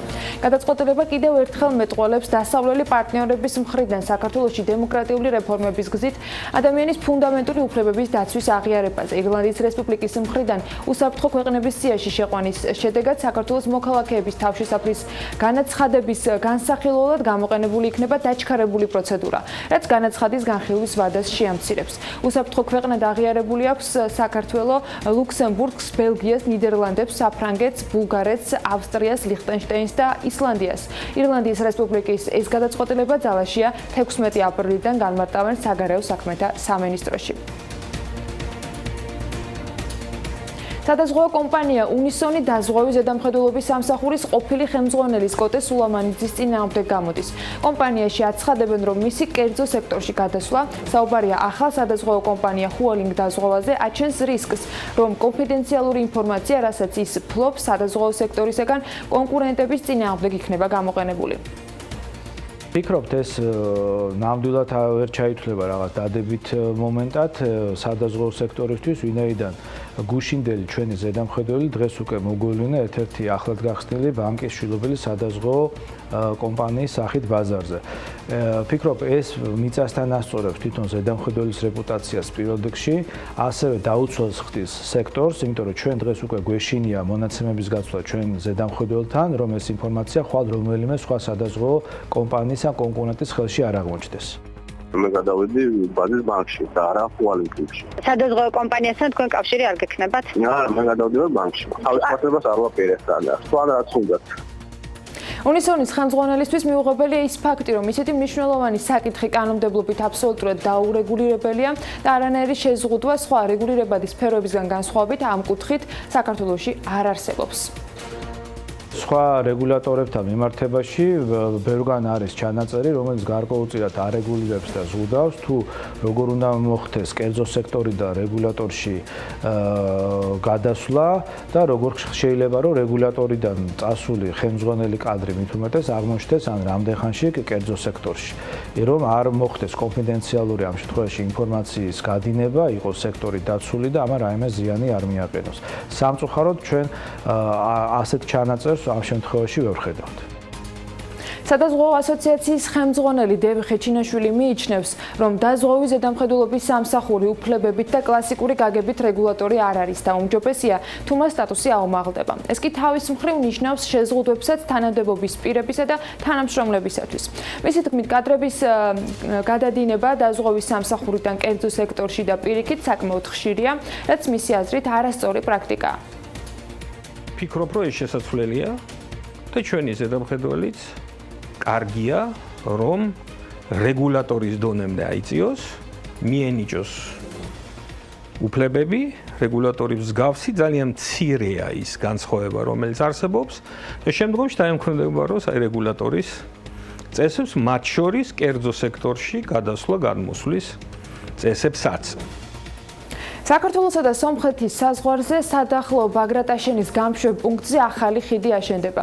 ხიდის სიმბოლური სახელი მეგობრობის ხიდი იქნება და მას თანაბრად დააფინანსებენ როგორც საქართველოს, ასევე სომხეთის მთავრობები. საავტომობილო გზების დეპარტამენტის ინფორმაციით, პროექტის უშუალოდ განმახორციელებელი კომპანია უკვე გამოვლენილია. ახალი ხიდი მდინარე დებედაზე აშენდება. მშენებლობას საქართველოს და სომხეთის მთავრობების მხარდაჭერით კი ევროპის რეკონსტრუქციისა და განვითარების ბანკი აფინანსებს. ხიდის მშენებლობისათვის EBRD-მა საქართველოს 6 მილიონ ევრომდე გამოუყო. ახალი ხიდის მშენებლობა სადახლოს გამშვები პუნქტის გამტარ უნარიანობას გაზრდის. სომხეთის საქართველოს ტურიზმის სტატისტიკაში პირველ ადგილს იკავებს. საქართველოში სომხეთიდან შემოსული ვიზიტორების რაოდენობამ კი 2017 წელს 1,700,000 შეადგინა. 2017 წელს სამთო სამშენებლო ან სხვა სამუშაოების წარმოებისას უსაფრთხოების წესების დარღვევის ბრალდებით სისხლის სამართლებრივი დევნა 38 პირის მიმართ დაიწყო. სტატისტიკას მთავარი პროკურატურა აქვეყნებს. მთავარი პროკურორის მოადგილის გიორგი გაბიტაშვილის ინფორმაციით 38 პირიდან 9 პირის მიმართ წაყენებული ბრალდება ჯანმრთელობის ნაკლებად მძიმე ან მძიმე დაზიანებას გულისხმობდა, ხოლო 29 პირის მიმართ ბრალდება ადამიანის სიცოცხლის მოსპობას ან სხვა მძიმე შედეგს. საქართველოს ბანკის გენერალური დირექტორი კახა კიკნაველიძე ეროვნულ ბანკს კომერციული ბანკებისათვის გამიზნული რეგულაციების გადავადებისაკენ მოუწოდებს. მან ჟურნალისტებთან აღნიშნა, რომ მარეგულირებლის მიერ შემუშავებული ახალი წესები დაზუსტებას და გაანალიზებას მოითხოვს, რასაც გარკვეული დრო სჭირდება. კომერციულ ბანკებს 2018 წლის 7 მაისიდან კრედიტების გაცემა შეეზღუდებათ. ეროვნული ბანკის მოთხოვნის შესაბამისად, მათ სესხები მხოლოდ მომხმარებელთა გადამხდელ უნარიანობის სრულფასოვანი ანალიზის შემდეგ უნდა გასცენ. ასეთი სესხების საერთო თანხა კომერციული ბანკების საზედამხედველო კაპიტალის 25%-ს არ უნდა აღემატებოდეს. დღეს კიდევ მიმდინარეობს კონსულტაციები ეროვნულ ბანკთან და მთავრობასთან დაკონკრეტება ამ ახალი რეგულაციების. რა ჯგუფის მომხმარებლებს შეეხება, რამდენად შეიძლება იყოს, რომ უფრო გრძელ ვადაში მოხდეს აი ამ ახალი სიახლეების დანერგვა და ასე შემდეგ. ერთ-ერთი ფაქტორი, რატო შეიძლება ამას მნიშვნელოვანი გავლენა ჰქონდეს ამ ცვლილებებს საბანკო სექტორზე და მომხმარებელზე არის, რომ ის ძალიან მოკლე პერიოდში ინერგება და თუ მოხდება ამ პერიოდის დაგრძელება, მე ვფიქრობ, გაცილებით უფრო თანდათან თანმიმდევრულად აისახება ქვეყნის ეკონომიკაზე. საქართველოს ბანკის მხარდაჭერით თბილისში საბანკო სფეროსა და ინოვაციის ფორუმი შედგა, სადაც საფინანსო სექტორის წარმომადგენლებმა საბანკო მომსახურების მომავალზე და გამოწვევებზე იმსჯელეს. ციფრული ტექნოლოგიების განვითარება ქვეყნის საგადახდო სისტემაში ცვლილებები, მომხმარებელთა უფლებები და ინტეგრირებული მომსახურება. ეს გამოწვევების მხოლოდ ნაწილია, რაზეც საფინანსო სექტორის წარმომადგენლებმა ფორუმზე ისაუბრეს. რაც ძირითადი გამოწვევების წინაშე დგას ქართული საფინანსო სექტორი, ამის შესახებ ელნი გოგბერაშვილის რეპორტაჟი ვნახოთ. ზოგიერთ ქვეყანაში შეგვიძლია ქუჩაში მწვანილი მობილური აპლიკაციით იყიდონ მურთაზ კიკორიას უცხოური გამოცდილება ქართული საბანკო სექტორისთვის საგადასახადო სფეროში არსებულ ერთ-ერთი გამოწვევის მაგალითად მოჰყავს. ამბობს, რომ ქართულ საფინანსო სექტორში ნაღდი ანგარიშწორების შესამცირებლად ტექნოლოგიური ცვლილებები გარდაუვალია. თუმცა პრიორიტეტი ამ ეტაპზე ისეთი ინოვაციური მოდელების შექმნა, რაც საბანკო სექტორს მომხმარებლის კრედიტუნარიანობის ზუსტ განსაზღვრაში დაეხმარება. სწორ პროდუქტებთან ერთად მნიშვნელოვანი იქნება ესეთი მოდელების აგება, რომელსაც შეიძლება ზუსტად განსაზღვრა, შედარებით ზუსტად განსაზღვრა ასევე მომხმარებლის კრედიტუნარიანობის. ანგარიშწორების სფეროშიც დიდი ცვლილებები და გარღვევები გველის. სამწუხაროდ ჩვენთან ნაღდი ანგარიშწორების მაჩვენებელი ძალიან მაღალია და ეს არის ჩემი ასე ვთქვათ მიმართვა ამ სფეროში მოღვაწეებისთვის, რომ აქაც აუცილებელია მნიშვნელოვანი ინვესტიციები. ტექნოლოგიური მიდგომების დანერგვის გარდა ერთ-ერთ მთავარ გამოწვევად საფინანსო სექტორისთვის რეგულაციების ახალდება. ქვეყნის ერთ-ერთი წამყვანი ბანკის მთავარი ბანკირი ამბობს, რომ სექტორის მდგრადობა აქამდე სწორედ ლიბერალურმა რეგულაციებმა განაპირობა. შესაბამისად, ახალ გამოწვევებზე საპასუხოდ ბიზნეს ეტაპობრივი და თანაზომიერი ცვლილებები სჭირდება. საქართველოს საბანკო სექტორი ერთ-ერთი ყველაზე ლიბერალურია მთელ მსოფლიოში და ამანაც განაპირობა საბანკო სექტორის ესეთი განვითარება ჩვენთან. თუმცა დღესდღეობით ანუ ეს რეგულაციები კაცრდება და მე ვფიქრობ ძალიან მნიშვნელოვანია რომ ეს ყველაფერი მოხდეს თანდათანობით ისე რომ არ შეეხოს არც სექტორს, არც ქვეყნის ეკონომიკას და ტკივნეული არ იყოს. თავარი გამოწვევა არის რეგულაციები თვალსაზრისით, რომ საბანკო სისტემა და ზოგადად ეკონომიკა შედის ციფრულ ეპოქაში. ეს პირველ რიგში ნიშნავს იმას, რომ კლიენტს შეიძლება მიიღოს არა მარტო ცალმხრივი საბანკო მომსახურება, არამედ მიიღოს ერთიანი ფანჯრით. ანუ მან მიიღოს ინფორმაცია ამინდზე, ჯანმრთელობაზე, ფინანსურ მაჩვენებლებზე, გადახდის შესაძლებლობებზე, ელექტრომარკეტინგზე, გაყიდვებზე და ამ შემდეგ. ანუ ადამიანს შეიძლება მოახდინოს ფოკუსირება თავის ნებისმიერ სურვილზე. ანუ გადაიხადოს არა მაღაზიაში მიწვით, არამედ გადაიხადოს დისტანციურად. ის რომ ქართული საბანკო სექტორი ერთ-ერთი მდგრადი და განვითარებული სექტორია, ამას მსოფლიო ბანკი და სავალუტო ფონდიც აღიარებს. სპეციალისტები ამბობენ, რომ ქართულ საფინანსო სექტორს დიდი პოტენციალი აქვს რეგიონის საფინანსო ცენტრად გადაიქცეს. საბანკო სისტემა საკმაოდ სწრაფად იცვლება. ამიტომ მათ საკმაოდ სწრაფად უნდა იმოქმედონ, რადგან მოახდინონ ადაპტაცია ცვლილებებთან, რომელიც დაკავშირებულია როგორც მომსახურებასთან, ასევე კლიენტებთან, მიდგომასთან, თანხებთან და მის ბრუნვასთან.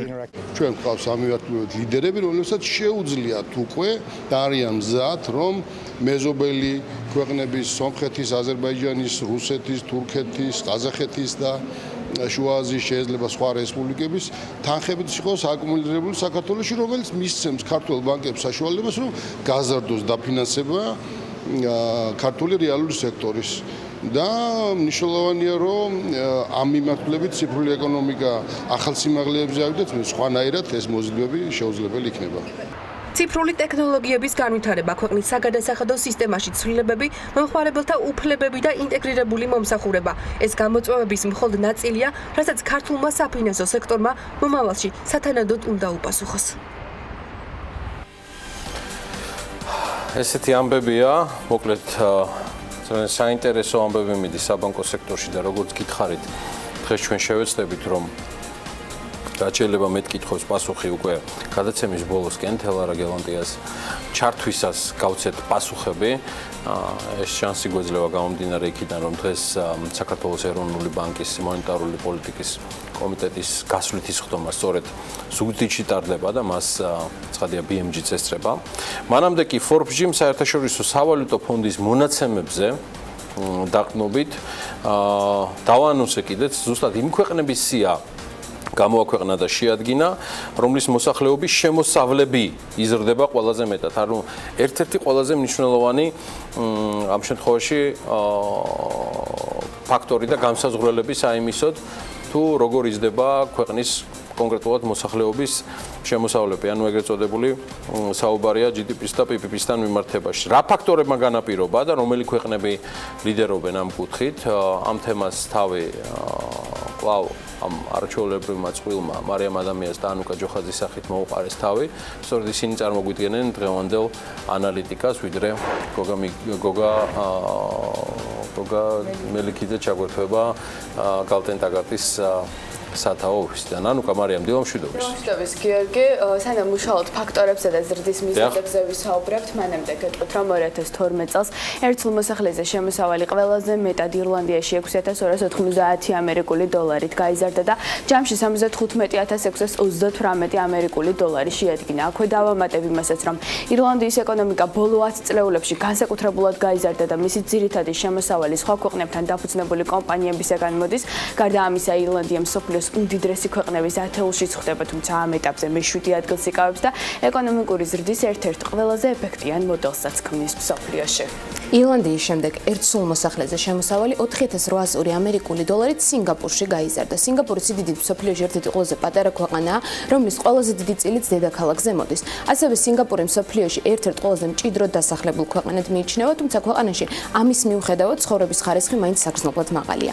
რაც შეეხება ქვეყნის შემოსავლებს, ის ძირითადად მრეწველობის ინდუსტრიას უკავშირდება. სინგაპურმა ბოლო 10 წლეულების განმავლობაში ერთგვარი სისტემის შექმნა მოახერხა, რომელიც ქვეყანაში საქონლის შემოტანას, მის გაუმჯობესებას და კვლავ ექსპორტზე გატანას გულისხმობს, რაც ქვეყნის ეკონომიკას კიდევ უფრო აწილიერებს.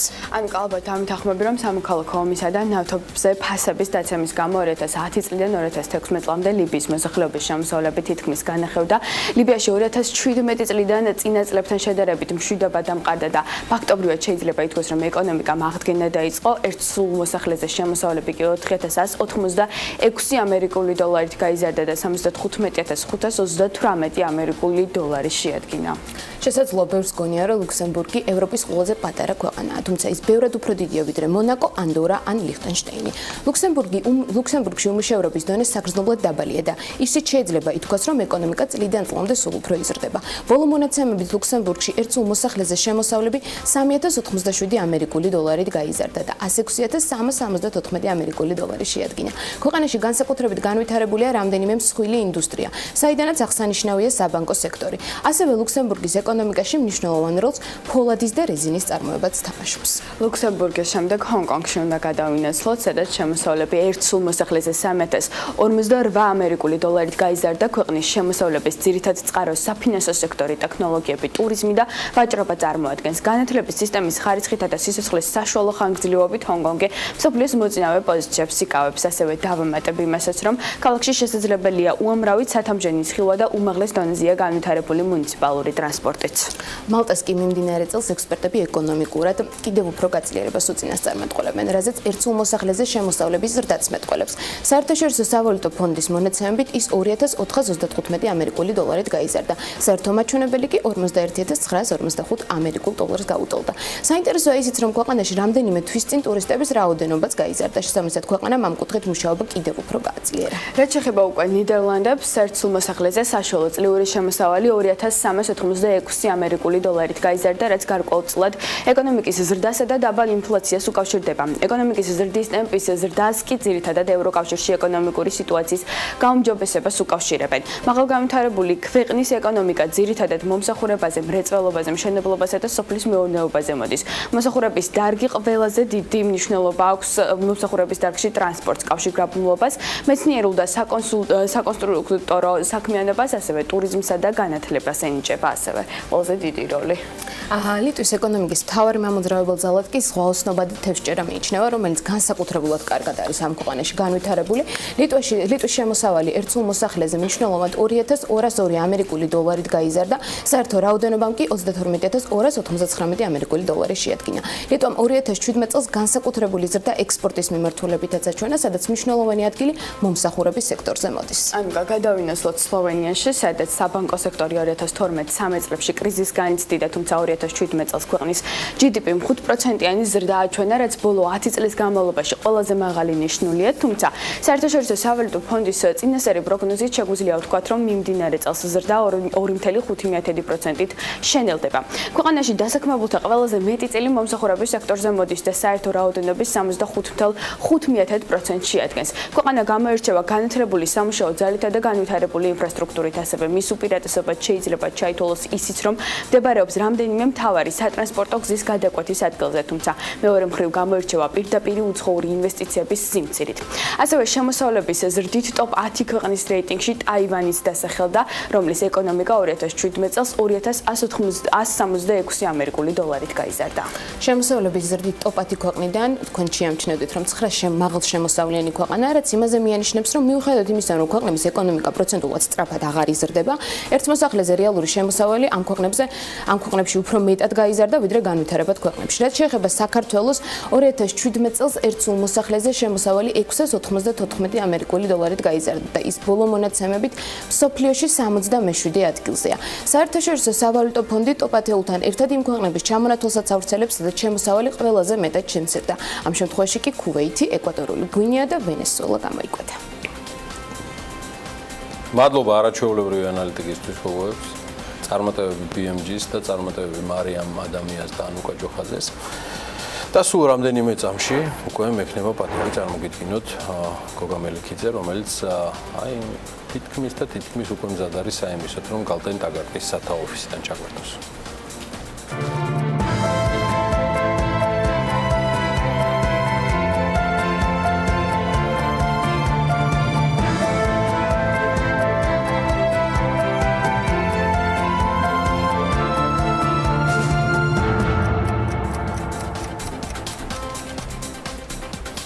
მიმდინარე კვირა უმნიშვნელოვანესია სხვადასხვა მონაცემების გამოქვეყნებასთან დაკავშირებით და შესაბამისად ეს იქნება არასასოფლო-სამეურნეო სექტორში დასაქმებულთა რაოდენობა თუ ზოგადად უმუშევრობის დონე, ასევე შეერთებულ შტატებშიც ძალიან მნიშვნელოვან განცხადებებს და ანალიტიკას ველით მიმდინარე კვირაში.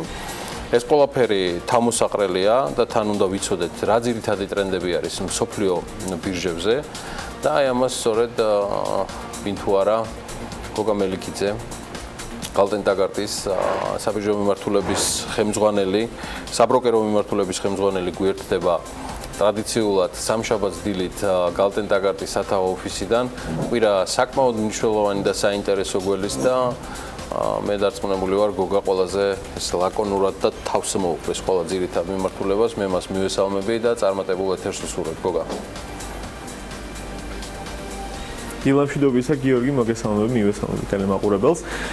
გასულ კვირას შევაჯამებ და ოდნავ კვარტალსაც მიმდინარე წლის. გასულ კვირის მანძილზე შეიძლება ითქვას, რომ flat performance-ი დავინახეთ ამერიკის საფონდო ინდექსებზე. flat performance ვეძახით ხოლმე მაშინ, როცა მნიშვნელოვანი ვოლატილობა არ არის, მნიშვნელოვანი ვარდნა არ ყოფილა, მნიშვნელოვანი დადებითი პერფორმანსი.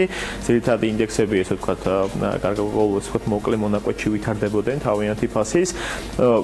განსაკუთრებულად გამოყოფთ იმას, რომ მიმდინარე პერიოდი არის, ესე ვთქვათ, პირველი კვარტალის ფინანსური შედეგების მაჩვენებლის პერიოდი, ამერიკული კომპანიები დაახლოებით შეიძლება ითქვას 50% ამერიკული კომპანიების S&P 500 შემოვალი კომპანიების უკვე ფინანსური შედეგები აჩვენეს, საკმაოდ კარგ ფინანსურ შედეგებს აჩვენებენ, შეიძლება ითქვას, გარკვეული სხვადასხვა სტატისტიკით არის საუბარი დაახლოებით 22%-იან, ესე ვთქვათ, კვარტალწლიურ ზრდას აჩვენებენ, თუ შევადარებთ 2017 წლის პირველ კვარტალს, რაც საკმაოდ ისეთი კარგი მაჩვენებელია, სხვადასხვა სტატისტიკით არის საუბარი 25%-იან ზრდას აჩვენებენ, ეს სიტყვით ამერიკული კომპანიები საკმაოდ დადებით პერფორმანსს აჩვენებენ, თუმცა მიუხედავად ამისა, ინდექსებში ეს მნიშვნელოვნად არ აისახება, იმიტომ რომ შეიძლება ითქვას, რომ ეს დადებითი ამერიკის კომპანიების დადებითი ფინანსური შედეგები უკვე ასახულია ამერიკულ საფონდო ინდექსებში, იმიტომ რომ ჩვენ ვიცით, ბოლო 1 წელია და უფრო მეტია, რაც პრეზიდენტი ტრამპი გახდა, ამერიკული ინდექსები კაი ხანი შეუცვლელ პერფორმანსში იყვნენ, მხოლოდ ამ მიმდინარე წლის მანძილზე განიცადეს რამოდენიმე კორექცია და ამასაც შევეხები 1-2 სიტყვით.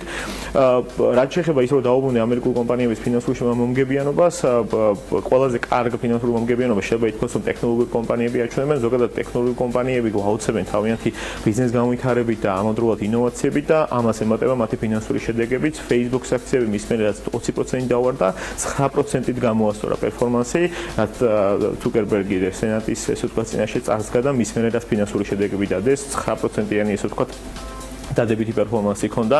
ამავდროულად Amazon-ს 4% გაიზარდა Amazon-ის აქციები გასული კვირების განმავლობაში, მის მერაც ფინანსური შედეგები დადეს. შესაბამისად, შეიძლება ითქვას, რომ NASDAQ-ის ინდექსი ყველაზე კარგი, ესე ვთქვათ, პერფორმანსს აჩვენებს მიმდინარე წლის მანძილზე, სხვა ამერიკულ ინდექსებს შევადარებ, Dow Jones, S&P 500 წლის განმავლობაში, წლისასწრისთან დღემდე შეიძლება ითქვას, რომ 5%-ამდეა გაზრდილი, როცა სხვა ინდექსები, მაგალითად Dow Jones-ის სადღაც 0.1%-ით არის 0.1% დადების დასაჩვენებს, S&P 500-ი სადღაც 0.25%-იან დას გააჩნია რომელ კონკრეტულ დღეს შევხედავთ, აი ბოლო რამოდენიმე დღის მანძილზე, იმიტომ რომ შეიძლება მინუს დასაც კი წავაწყდეთ.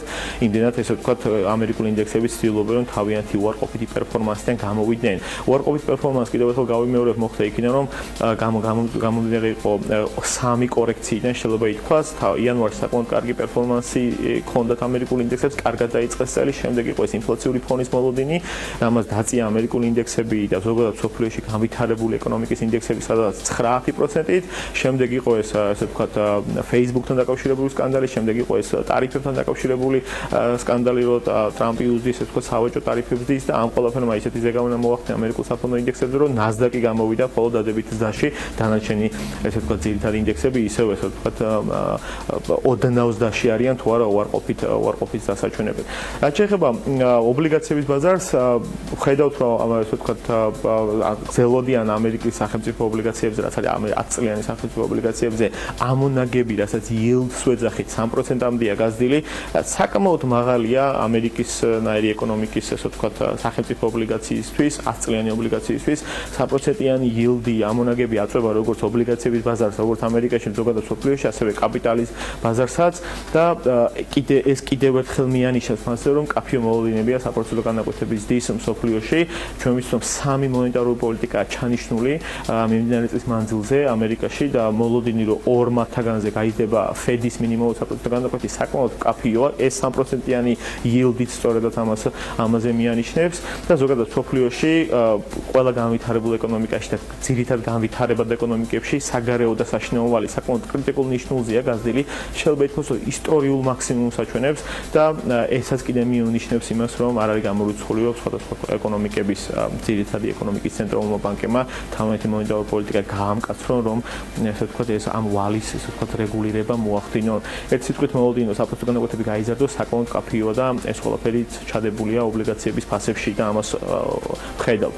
გადავალ ერთი უსუთი ოქროზე და ნავთობზე, ოქროს ფასი შემცირდა დაახლოებით 1%-ით წლის გასული კვირის მანძილზე, თუმცა წლის დასაწყისთან დღემდე 1%-იანს დას ისევ ინარჩუნებს. საკმაოდ კარგად არის გაზრდილი ნავთობის ფასი, გასული კვირის ხუთშაბათს ბოლო 3 წლის ისტორიულ მაქსიმუმს მიაღწია და წლის დასაწყისთან დღემდე რომ განვიხილავთ მას როგორც საინვესტიციო აქტივს, სადაც ყველაზე კარგად არის გაზრდილი, 13%-ამდეა გაზრდილი ნავთობის ფასი და ყველა ელოდება როგორ განვითარდება ირანთან დაკავშირებული გარიგება.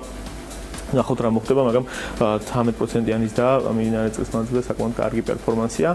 რაც შეეხება ევროზონაში შეიძლება ითქვას, იგივე ესეთი დინამიკა დავინახეთ, საფონდო ინდექსები თვალსაზრისით, STOXX 600, DAX-ი და ძირითადი ბრიტანული ინდექსები, ესე ვთქვათ, მნიშვნელოვნად არ გაზრდილან, გარკვეულ მონაკვეთს ინარჩუნებენ თავიანთი ზის. თუ არ გავითვალისწინებთ CAC 40, რაც არის ფრანგული ინდექსი, 1.2% გაიზარდა გასული კვირის მანძილზე და წლის დასაწყისთან დღემდე გაზრდილია სადღაც 3.5%. CAC 40-ის გაზრდა განაპირობა მაკრონის და ტრამპის შეხვედრამ, ზოგადად ეს შეხვედრა ბაზრებმა და ეკონომისტებმა საკმაოდ დადებითად შეაფასეს, რომ ამ ქვეყანას შორის არ დაიძაბება სავაჭრო ტარიფები, ამ სავაჭრო რეჟიმი და ფორმატი და შენარჩუნდება. აქედან გამომდინარე, ეს ყველაფერი ფრანგულმა ინდექსმა კვირის განმავლობაში წაიკითხა და ევროპაში ყველაზე კარგი პერფორმანსი შეიძლება ითქვას, რომ CAC 40-ს აქვს, რომელიც ფრანგული ინდექსია.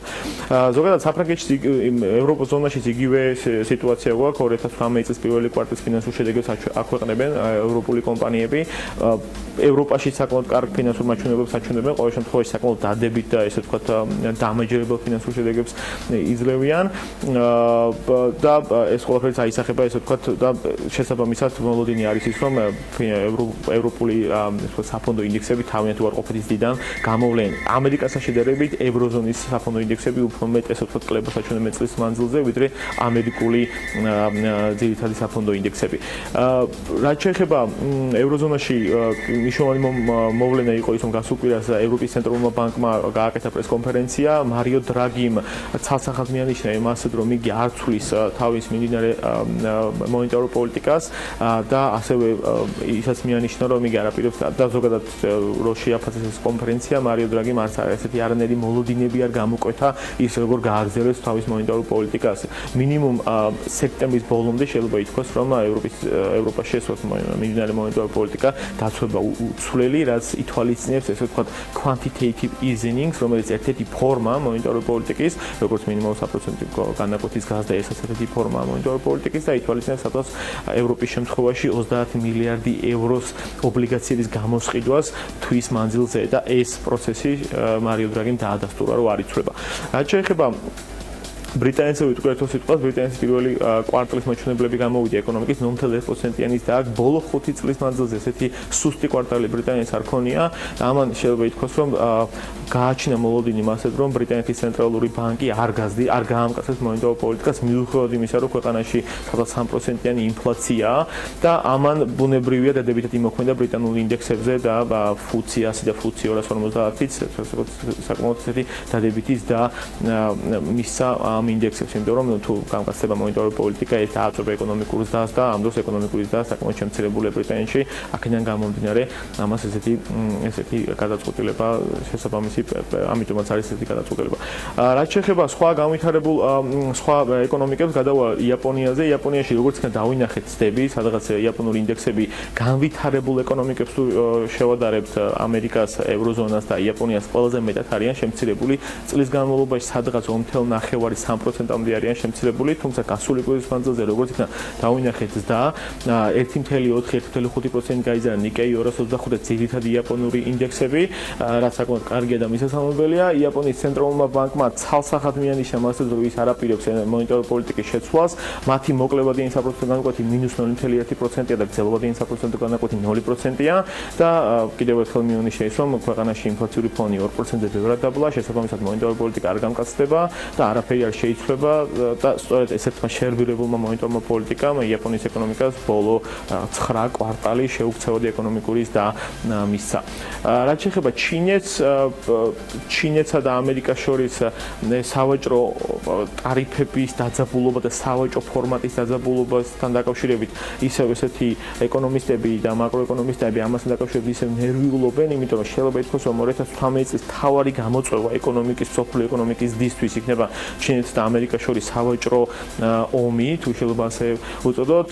გასულ კვირას იყო საერთაშორისო მონეტარული ფონდის შეხვედრა და იქაც იყო ამაზე საუბარი. თითქოს ერთის მხრივ საუბარია მასეთ, რომ ამ ორ ეკონომიკას შორის არ დაიძაბება საგარეო ვაჭრობა, თუმცა მეორე მხრივ არიან ეკონომისტები, რომლებიც იზახიან, რომ ვთქვათ, არაფერი გამორიცხული არ არის. ზოგადად სოფლიოს განვითარება, სოფლიოს ესე ვთქვათ ეკონომიკების და IMF-მა 3.9% დააპროგნოზა 2018 წელში. ეს არის ყველაზე მაღალი მაჩვენებელი ბოლო 6 წელს თუ გადავხედავთ. შარშან ასე ვთქვათ ფაქტობრივი და იყო 3.8% და იზახიან მაკროეკონომისტები IMF-ში, რომ თუ ჩინეთსა და ამერიკას შორის დაიძაბება როგორც ორ ყველაზე მსხვილ და დიდ ეკონომიკას შორის საგარეო ვაჭრობა, ეს ზრდის ასე ვთქვათ ეს მაჩვენებელი კითხვის ნიშნის ქვეშ დადგება ბუნებრივია. რაც შეეხება სხვა განვითარებად ეკონომიკებს, მის მერე რაც ეს ვთქვათ სამხრეთ კორეის პრეზიდენტი და ჩრდილოეთ კორეის ლიდერი ერთმანეთს შეხვდნენ, ამას სამხრეთ კორეის ინდექსებზე საკმაოდ კარგი ზეგავლენა ჰქონდა, კოსპი ინდექსი არსებობს ესეთი სამხრეთ კორეაში და საკმაოდ კარგად გაიზარდა, კარგი პერფორმანსი ჰქონდა. ზოგადად განვითარებადი ეკონომიკების ინდექსი 0.1%-ით შემცირდა კვირის განმავლობაში და განვითარებადი ეკონომიკების ინდექსიც, იმ ინდექსს რომელსაც ჩვენ უყურებთ, ეს არის მორგან სტენლის ინდექსიც, უარყოფით ზრდაში გადავიდა გასული კვირის მანძილზე 0.1%-ით, იმ დროს როდესაც ერთ-ერთი ყველაზე ვთქვათ კარგად მზარდი ინდექსი იყო მიმდინარე წლის მანძილზე. მადლობა გოგას, მადლობა გოგა მელიქიძეს, ჩვენს პარტნიორს, ჩვენს ანაწამყვანს, ძალიან საინტერესო ანალიტიკისთვის, რომელსაც იგი ყოველ სამშაბათს გვთავაზობს. მადლობა გალტენტაგარს თანამშრომლობის, სხვათა შორის გოგა მელიქიძის და მისი კოლეგების ნახვის საშუალება დღეს ნამდვილად მექნება. ხვალ ძალიან მასშტაბური ღონისძიება ეწყობა გალტენტაგარტის ორგანიზებით, რომელიც მთლიანად ტურიზმის სფეროს განვითარებას მიეძღვნება და მე მაქვს პატივი ჩვენს პარტნიორებთან ერთად ვიყო ამ ღონისძიების მოდერატორი, ასე რომ ჩემო გოგა სულ რამდენიმე საათში გვექნება ბედნიერება ერთმანეთის ხილვისა. მანამდე კი წარმატებულ დღეს გისურვებ. ჩვენ კი გავიდეთ რეკლამაზე და სულ მალე რამდენიმე წუთში დაგიბრუნდებით.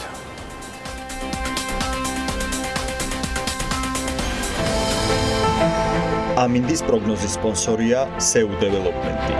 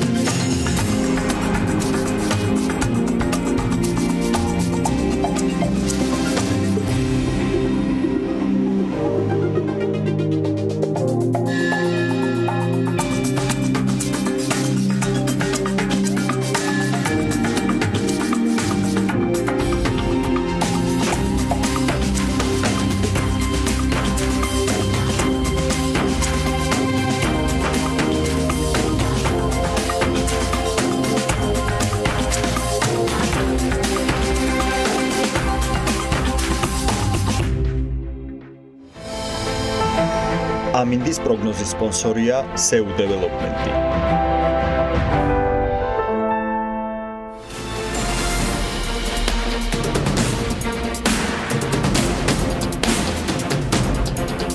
ნიკი ამაზონის რჩეული გახდა და როგორც კომპანიის დამფუძნებლები ამბობენ, ამის მიზეზი თავად კომპანიის სანდოობა და პროდუქტის მაღალ რეიტინგულობა გახდა. ნიკი ეგრეთ წოდებული ჭკვიანი ბეჭედია. ამაზონის საშუალებით ის გასული წლის დეკემბრიდან იყიდება, რაც დღესდღეობით ამაზონის მომხმარებლებისათვის საკმაოდ პოპულარულ პროდუქტს ხდის. კობაც ერთვაძეს ნიკის თანადამფუძნებელს მას ვისლობთ საქმიანი დილაში და ყველა სიახლის შესახებ სწორედ იქ ჩაგვაყენებს ახლა საქმის კურსში. კობა დილა მშვიდობებით. იმით დავიწყოთ, რას ნიშნავს ახალი სტატუსი როგორც Amazon-ზე სერვერებისათვის თქვენთვის. პირველ რიგში დიდი მადლობა მოწვევისთვის.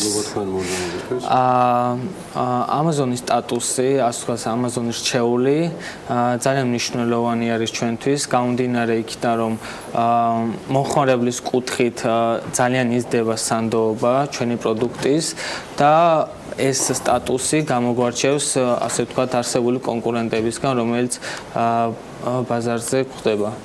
და ნუ რას პირველი შეთავაზება ხდება, უფრო მარტივად ხდება, ყიდვა არ ჭირდება თქვა დამატებითი გადასახადი, როგორც ეს ზოგიერთი პროდუქტი შეძენა შეერთვა, აი რა ბენეფიტს იღებს მომხმარებელი ამ შემთხვევაში? თავარი, რამაც განსაზღვრა ჩვენი პროდუქტის ასეთი ასე ვთქვათ წარმატება, გამოიწვია მომხმარებლის მაღალმა ინტერესმა და რეიტინგმა. საბოლოოდ მივიღეთ ის შედეგი, რომ Amazon-მა აირჩია ჩვენი პროდუქტი როგორც თავის რჩეული და მომხმარებლებს თავაზობს დაუყოვნებლივ მომენტარულ შიპინგს. გარდა ამისა, ეს არის გარანტია იმისა, რომ პროდუქტი არის ხარისხიანი და ასე ვთქვათ, მომხმარებლებს აძლევს დამატებით სტიმულს, რომ პროდუქტი ნამდვილად სანდოა და შეუძლიათ გამოიყენოს. ერთადერთი ამის განსაზღვრელი იყო ის, რომ თავად მომხმარებელი იყო ამ შემთხვევაში აქტიური თქვენი ბეჭდის მიმართ, როდესაც ინტერესს გამოხატავდნენ ამ ახალ თქვათ სტატუსზე გადასასვლელად? რა თქმა უნდა, ამ შემთხვევაში ძალიან მნიშვნელოვანი იყო მომხმარებლის ინტერესი კონკრეტული პროდუქტის მიმართ და გამომდინარე აქედან ზუსტად შემდეგი ნაბიჯი იყო ის, რომ Amazon-მა მოხმარებელს შესთავაზა ასე ვთქვათ საკუთარი რეკომენდაცია მიცეს კონკრეტულ პროდუქტს. და რას უწევს ხო? რას უწევს დღეს რეკომენდაციას Amazon-ი? რა ეტაპზე არის კნიკი? კნიკი ვითარდება და ასე ვთქვათ ძალიან სწრაფად იზრდება. ამ ეტაპზე amazon.com-ზე გვაქვს განთავსებული პროდუქტი, რაც ფარავს ძირთად ამერიკას და ასევე გლობალურ ბაზარს და Amazon-ი ჩვენ თავაზობთ Amazon-ის მეშვეობით ორდღიან shipping-ს, ჩვეულებრივ მოხმარებელს, ასე ვთქვათ Amazon Prime-ს და Amazon-ის რჩეულმა, ასე ვთქვათ Amazon Choice-ი მოგვცა შესაძლებლობა ასე დაუყოვნებლივი მომენტალური shipping-ი შეთავაზოთ მოხმარებლებს, პლუს მაღალი ნდობის რეიტინგებით. როგორ ხდება ძალიან ბევრს დაინტერესებს ხობა ესეთი მიმართულება. Amazon-ში უფრო მეტ ინტეგრირება ძალიან ბევრი ცდილობს საქართველოშიც და რაღაც პროცედურები რომ მოგვიყვეთ, ანუ რას გულისხმობ, ვიდრე მოხდებოდა კნიკის აღიარება როგორც რჩეული Amazon იყო წინარე რაიმე ტიპის კომუნიკაცია Amazon-ის მხრიდან, ანუ უიწერეს, გაგაგებინეს, რომ თქვენი პროდუქტი ხდებოდა რჩეული, თუ აი რა ტიპის კომუნიკაციასთან არის წინასწარ საქმე, თუ უბრალოდ გახსენით კომპიუტერი და უბრალოდ ფაქტის წინაშე დადექით ერთჩვენიერ დღეს, რომ კნიკი არის Amazon-ის ნომერ პირველი კომპანიის მსოფლიოში რჩეული. თავდაპირველად, როდესაც გადავწყვეტეთ პროდუქტის განთავსება Amazon-ზე, მქონდა ძალიან ბევრი სირთულე, გამომდინარე იქიდან, რომ საქართველოსდან რთულია Amazon-ზე პროდუქტის განთავსება, მით უმეტეს მოხმარებელს მსოფლიოს ნებისმიერ კუთხეში შესთავაზა ორდღიანი მიწოდება.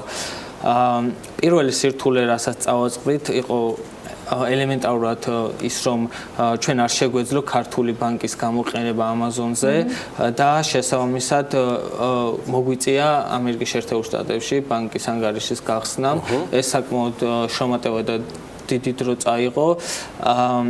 შემდეგ უკვე შევძელთ ორთვიანი მუშაობის შემდეგ განვათავსეთ პროდუქტი დეკემბერში. ამ პერიოდის განმავლობაში ძალიან გაგვიჭირდა მომხმარებლებთან კომუნიკაცია საერთაშორისო ბაზარზე, გამომდინარე იქიდან, რომ რესურსები შეზღუდულია.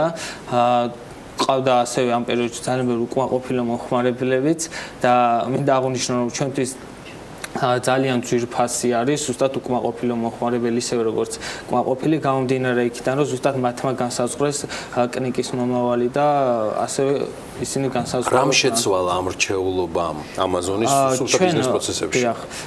ჩვენ გამომდინარე იქიდან, რომ მივიღეთ მომხმარებლის, ასე ვთქვათ, უკავშირი პროდუქტზე, დავიწყეთ აქტიური მუშაობა პრობლემის მოსაგვარებლად.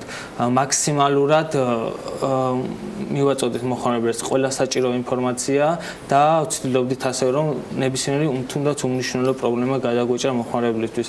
ყოველივე ამ გამოიწვია ის, რომ შემდეგ ინტერესი გაიზარდა პროდუქტის მიმართ და მოხდა ის, რომ კონკრეტულად Amazon-ის ჯგუფმა გადაწყვიტა, გვაქვს ჩვენ თითქმის ყოველდღიური ურთიერთობა მათთან, გადაწყვიტა, რომ კნიკი გამხდარიყო Amazon-ის რჩეული, ასე ვთქვათ, გამომდინარე წინა მოსამზადებელი პერიოდებით. ბოლო კითხვა, რაც ალბათ ყველაზე მეტად აინტერესებს მაყურებელს, მე და ანას რომ დავანებოთ თავი, არის კნიკის ყველაზე ასე ვთქვათ პოპულარული, გავრცელებადი და ასე ვთქვათ აქტიური სერვისები, აი ძირითადად კნიკს ქართველი და უცხოელი მომხმარებლები, მაგრამ მე მაინც მაინტერესებს ქართველი მომხმარებლები რაში იყენებენ, სტატისტიკა რა არის კნიკის? ამ ეტაპზე ჩვენ ზოგადად სოფლიოს მასშტაბით ვყიდით პროდუქტს, თუმცა ძირითადი მომხმარებლები დაახლოებით 60% მოდის ამერიკის შეერთებულ შტატებზე. ძირითადი გამოყენებადი ფუნქციები გახლავთ როგორც საშვი, იყენებენ როგორც ორგანიზაციის საშვად, ასევე აქვს საკუთარ სახლში გამოიყენებენ საშვად და შემდეგ მეორე გავრცელებული ფუნქცია გახლავთ ის, რომ შესაძლებელი ინფორმაციის გაზიარება smartphone-ის მეშვეობით, კნიკის აპლიკაცია ხელმისაწვდომია Android-ისთვის და მის მეშვეობით შესაძლებელია სხვადასხვა ინფორმაციის ჩაწერა, ფაილების ასევე მიმაგრება ბეჭედზე და გაზიარება smartphone-ზე. საქართველოში საშვი ალბათ? დიახ. საქართველოში 1 წლის წინ დავიწყეთ გაყიდვა. ყველაზე გამოყენებადი ფუნქცია გახლავთ საშვი საქართველოში და ქონდა ასევე რამდენიმე კამპანია მაგალითად კინოთეატრთან ერთად და მოხმარებლების ძალიან დიდმა ნაწილმა გამოიყენა როგორც ბილეთის მიმაგრების საშუალება და კინოთეატრში შედიოდნენ კნიგის გამოყენებით. ხობა, წარმატებები თქვენ და თქვენს პარტნიორებს, წარმატებები კნიგის. იმედია, მეტი და მეტი წარმატებები გვექნება და BMG შეატყობინეთ თქვენ წარმატებებს, აიმისოთ რომ ჩვენც უკვე BMG საშუალებით კნიგის წარმატებები, ისეთივე როგორც ჩვენ თვალწინმზარდი კომპანიების წარმატებები შევატყობინოთ ჩვენ საქმიან მაყურებელს. გავიდეთ რეკლამაზე, მადლობა სტუმრობისთვის კნიგის თანადამფუძნებელს კობაც ერცვაძეს.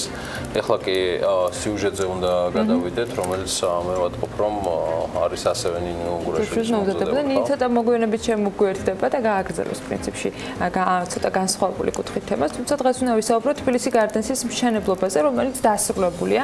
პრემიუმ კლასის მრავალფუნქციური საცხოვრებელი კომპლექსი 29 სართულიანი და ის თბილისის ცენტრში ასათიანის ქუჩაზე მდებარეობს. 4 ჰექტარზე გაშენებული მწვანე ეზოთი საცურაო აუზით, ბავშვთა გასართობი ცენტრით, ბიზნეს ლაუნჯით და სხვადასხვა პირობებით ახალ მობინადრეებს უკვე ელოდებათ სრულად დასრულებული პროექტი. თბილისი გარდენსის მშენებლობის საინვესტიციო ღირებულება არც მეტი, არც ნაკლები 30 მილიონი ამერიკული დოლარი გახლავთ. იდეა, რომ დატვირთულ ქალაქში შექმნილიყო ადგილი, სადაც სრულყოფილი ცხოვრებით დატკბობას შეძლებდი, განხორციელდა. მყუდრო სახლი პარკის შუაგულში, ანუ თბილისი გარდენსის მშენებლობა დასრულებულია. ჩვენ ქალაქს კიდე ერთი ძალიან მნიშვნელოვანი საცხოვრებელი კომპლექსი შეემატა, ეს არის თბილისი გარდენსი, სადაც ჩვენ ახლა დღეს ვიმყოფებით. კიდე ერთი ძალიან კარგი მაგალითი არის სახელმწიფოს და კერძო სექტორს შორის თანამშრომლობის და ჩვენ ვხედავთ, რომ კომპლექსი ნამდვილად ქმნის ყველა პირობას იმისათვის, რომ ადამიანმა იცხოვროს მწვანე გარემოში და ამავე დროს მიიღოს ყველა ის აუცილებელი და აუცილებელზე ცოტა მეტი პირობა, რომელიც საცხოვრებლად არის საჭირო. ჭეშმარიტად ამერიკული ინტერიერის დიზაინით და ნიუ-იორკული სტანდარტების დაცვით განხორციელებული პროექტი უკვე მობინადრეების მოლოდინში. იმისთვის, რომ შენს საცხოვრებელ ადგილად თბილისი გარდენსი ამოირჩიო, მიზეზი ამ ადამიანებისთვის ბევრი არსებობს. მიზეზი იმისა, რომ ჩვენ ამოვირჩიეთ მაინდა-მაინც ეს ადგილი და ეს შენობა, იმისათვის, რომ ჩვენი შემდგომი ცხოვრება გაგვეტარებინა აქ, იყო პირველ რიგში ადგილი, მეორე იყო თვითონ კორპუსის ხარისხი, აშენების ხარისხი და სიმაგრე, მესამე იყო გარშემო არსებული სიმწვანე რეკრეაციული ზონა, შემდეგი იყო თვითონ ბინის დიზაინი და ოთახების განლაგება, ფართობი, ძალიან ოპტიმალურია ყველაფერი. პრემიუმ კლასის მრავალფუნქციური საცხოვრებელი კომპლექსი 4 ჰექტარზეა განთავსებული. პროექტს Quadrum Property Group ახორციელებს, რომელიც საქართველოში მისი შვილობილი კომპანიის შეფესე BD Property-ის სახელით ოპერირებს. We hope that Tbilisi Gardens თბილისი გარდენსი ეს არის უმაღლესი ხარისხის კომპლექსი, რომელიც ამერიკულ სტანდარტებს აკმაყოფილებს. ეს კომპლექსი საუკეთესოა საცხოვრებლად, რადგან იცხოვრო ქალაქის შუაგულში და თან ისუნთქო სუფთა ჰაერი, ყველგან ამის შესაძლებლობა არ გეძლევა. აქ უდიდესი წილი სწორედ გამტანებულ ეზოს უკავია. ეს არის კომპლექსი, რომელშიც ყველა ის პირობა ერთად არის თავმოყრილი, რომელსაც მომხმარებელი ითხოვს. ბავშვთა გასართობი ცენტრი, საცურაო აუზი თუ ბიზნეს ლაუნჯი. ეს არის ამერიკული სტანდარტი, რაც უმაღლეს ხარისხს გულისხმობს. თბილისი გარდენსის საცხოვრებელი კომპლექსი 29 სართულისაგან შედგება და აერთიანებს საცურაო აუზს, სავარჯიშო დარბაზს, ბიზნეს ლაუნჯს, ლობის, ბავშვთა გასართობს, სივრცეს და პარკს. თბილისი გარდენსის არქიტექტურულ პროექტზე ებრაულმა კომპანია MYS-მა იმუშავა, ხოლო ინტერიერი ცნობილ ამერიკელ ინტერიერის ვისენტ ვულფს ეკუთვნის. პროექტის საინვესტიციო ღირებულება პირველ ეტაპზე 30 მილიონ ამერიკულ დოლარს შეადგენს.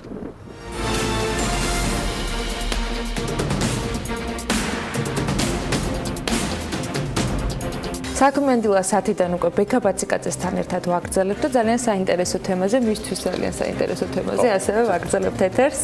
მომსახურების მაღალი დონე, პროფესიონალ ექიმთა ჯგუფი, ინოვაციური ტექნოლოგიების დანერქვა და მუდმივი სწრაფვა სრულყოფისაკენ.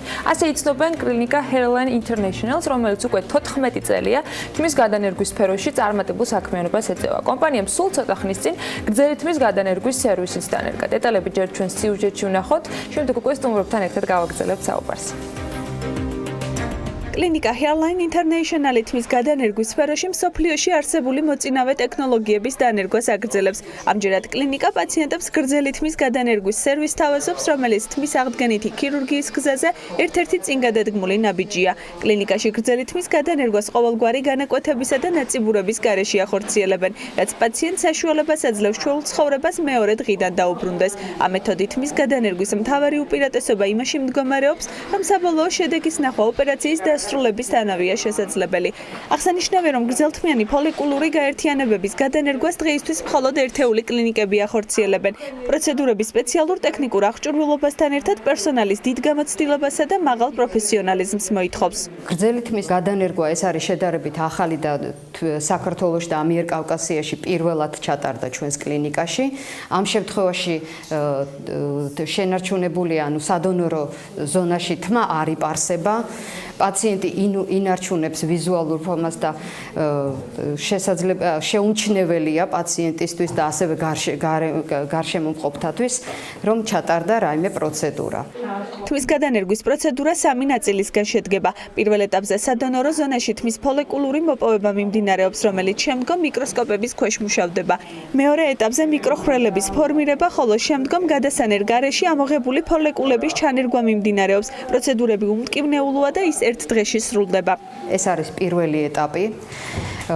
დღეს კეთდება კომბინირებული მეთოდით თმის გადანერგვა. კომბინირებული მეთოდი გულისხმობს ორივე მეთოდის კომბინაციას, ანუ როგორც ზონრის მეთოდით მოპოვება თმის ფოლიკულების სადონორო ზონაში, ასევე უნაკერო მეთოდით თმის ფოლიკულების მოპოვება. ზონრის მეთოდით უკვე მოვიპოვეთ ფოლიკულები, რომლის დამუშავება ცალკეულ გრაფტებად უკვე პარალელურ რეჟიმში მიმდინარეობს სტერეომიკროსკოპების საშუალებით და ეხლა მიმდინარეობს ცალკეული ფოლიკულების ექსტრაქცია უნაკერო მეთოდით. სილამაზისადმი კომპლექსურმა მიდგომამ და პაციენტების სურვილის გათვალისწინებამ კლინიკაში მომსახურების სფეროს გაფართოება განაპირობა. სწორედ ამიტომ დღეს Hairline International-ი თმის გადანერგვის პროცედურების გარდა პაციენტებს თმისა და კანის სრულყოფილი დიაგნოსტიკისა და მკურნალობის პროცედურებსაც თავაზობს. ჩვენ ახლა ვაკეთებთ მეზოთერაპიას თავის თმიან არეზე. აქ გვაქვს თმის ცვენა, შესაბამისად მეზოთერაპიის დროს ჩვენ შეგვყავს კოქტეილი, რომელიც არის პოლივიტამინები და მიკროელემენტები, რომელიც ახდენს თმის ფოლიკულის სტიმულაციას და სხვადასხვა ტიპის თმის ცვენის დროს აქვს შეუცვლელი და ძალიან კარგი რეზულტატები. კლინიკაში ასევე შესაძლებელია სახის გამაახალგაზრდავებელი და კოსმეტოლოგიური პროცედურების ჩატარებაც. ყველაზე მოთხოვნად სამედიცინო მომსახურებას გამოცდილი დერმატოკოსმეტოლოგები და პლასტიკური ქირურგები ახორციელებენ. პროცედურების ჩამონათვალი არის საკმაოდ ფართო. ჩვენ ვაკეთებთ არა მხოლოდ თავის თმიან არეზე პროცედურებს, არამედ გამაახალგაზრდავებელი პროცედურების სრული სპექტრი გვაქვს. რაც შეეხება სადიაგნოსტიკო და სამკურნალო მეთოდებს, აქაც ჩვენ გვაქვს ყველა უახლესი აპარატი, ყველა აღჭურვილობა, რომელიც ჩვენ სრულყოფილად დიაგნოსტირებაში და შესაბამისად სრულყოფილი მკურნალობის დანიშვნის საფუძველს მოგცემს შემდგომში. იმ ფაქტს, რომ კლინიკა პაციენტებს უმაღლესი ხარისხის მომსახურებას თავაზობს, არაერთი ჯილდო და აღიარება ადასტურებს. ამ მხრივ ბოლო წარმატება Hairline-მა რამდენიმე დღის წინ გამართულ ოქროს ბრენდის დაჯილდოებაზეც მიიღო. წლის ყველაზე მასშტაბურ ბიზნეს დაჯილდოებაზე, რომელიც წელს მე-14-ით გაიმართა, კლინიკა ოქროს ბრენდით დაჯილდოვდა. განვაგრძობთ ეთერს Hairline საქართველოს უნდა ვისაუბროთ კლინიკაზე, რომელზეც სიუჟეტი უკვე ვნახეთ პრინციპში. დაკლიბებიაშვილი Hairline International-ის დამფუძნებელი, ქირურგი, ტრანსპლანტოლოგი და ლელა პატეიშვილი, ექიმი ტრანსპლანტოლოგი არიან ჩვენი სტუმრები. დილა მშვიდობის, მადლობა გადაცემაში მომბრძანებისთვის. დასაწყისში ბატონი ირაკლი, რომ ვისაუბროთ ზოგადად როგორ უნდა შევამჩნიოთ და როდის უნდა მიხვდეს ადამიანი, რომ მას რეალურად აქვს თმის ცვენის პრობლემა და როდის უნდა მიმართოს ექიმს. ყველაზე კარგი, ასე ვთქვათ, დრო როდის არის რომ არ მივიდეთ ასე ვთქვათ ოპერაციამდე. ერთ მხრივ პანიკური შეტევები არ დაგოწყოს რომ მე რამდენიმე ხერი დაგწვდა და მეორე მხრივ გქონდეს წინასწარ განსაზღვრული ის რომ როგორც სიუჟეტში აღინიშნა შესაძლებელი არის თმის ცვენის შეჩერება და არ მივიდეთ იქამდე რომ დაგჭირდეს გადანერგვა. სად გადის ეს ზღვარი, როგორ უნდა მიხვდეს ადამიანი? პირველ რიგში მოგესალმებით. ნამდვილად არ არის რთული აი ამაში გარკვევა როდის უნდა მივიდეს პაციენტი ექიმთან თმის ცვენის შემთხვევაში.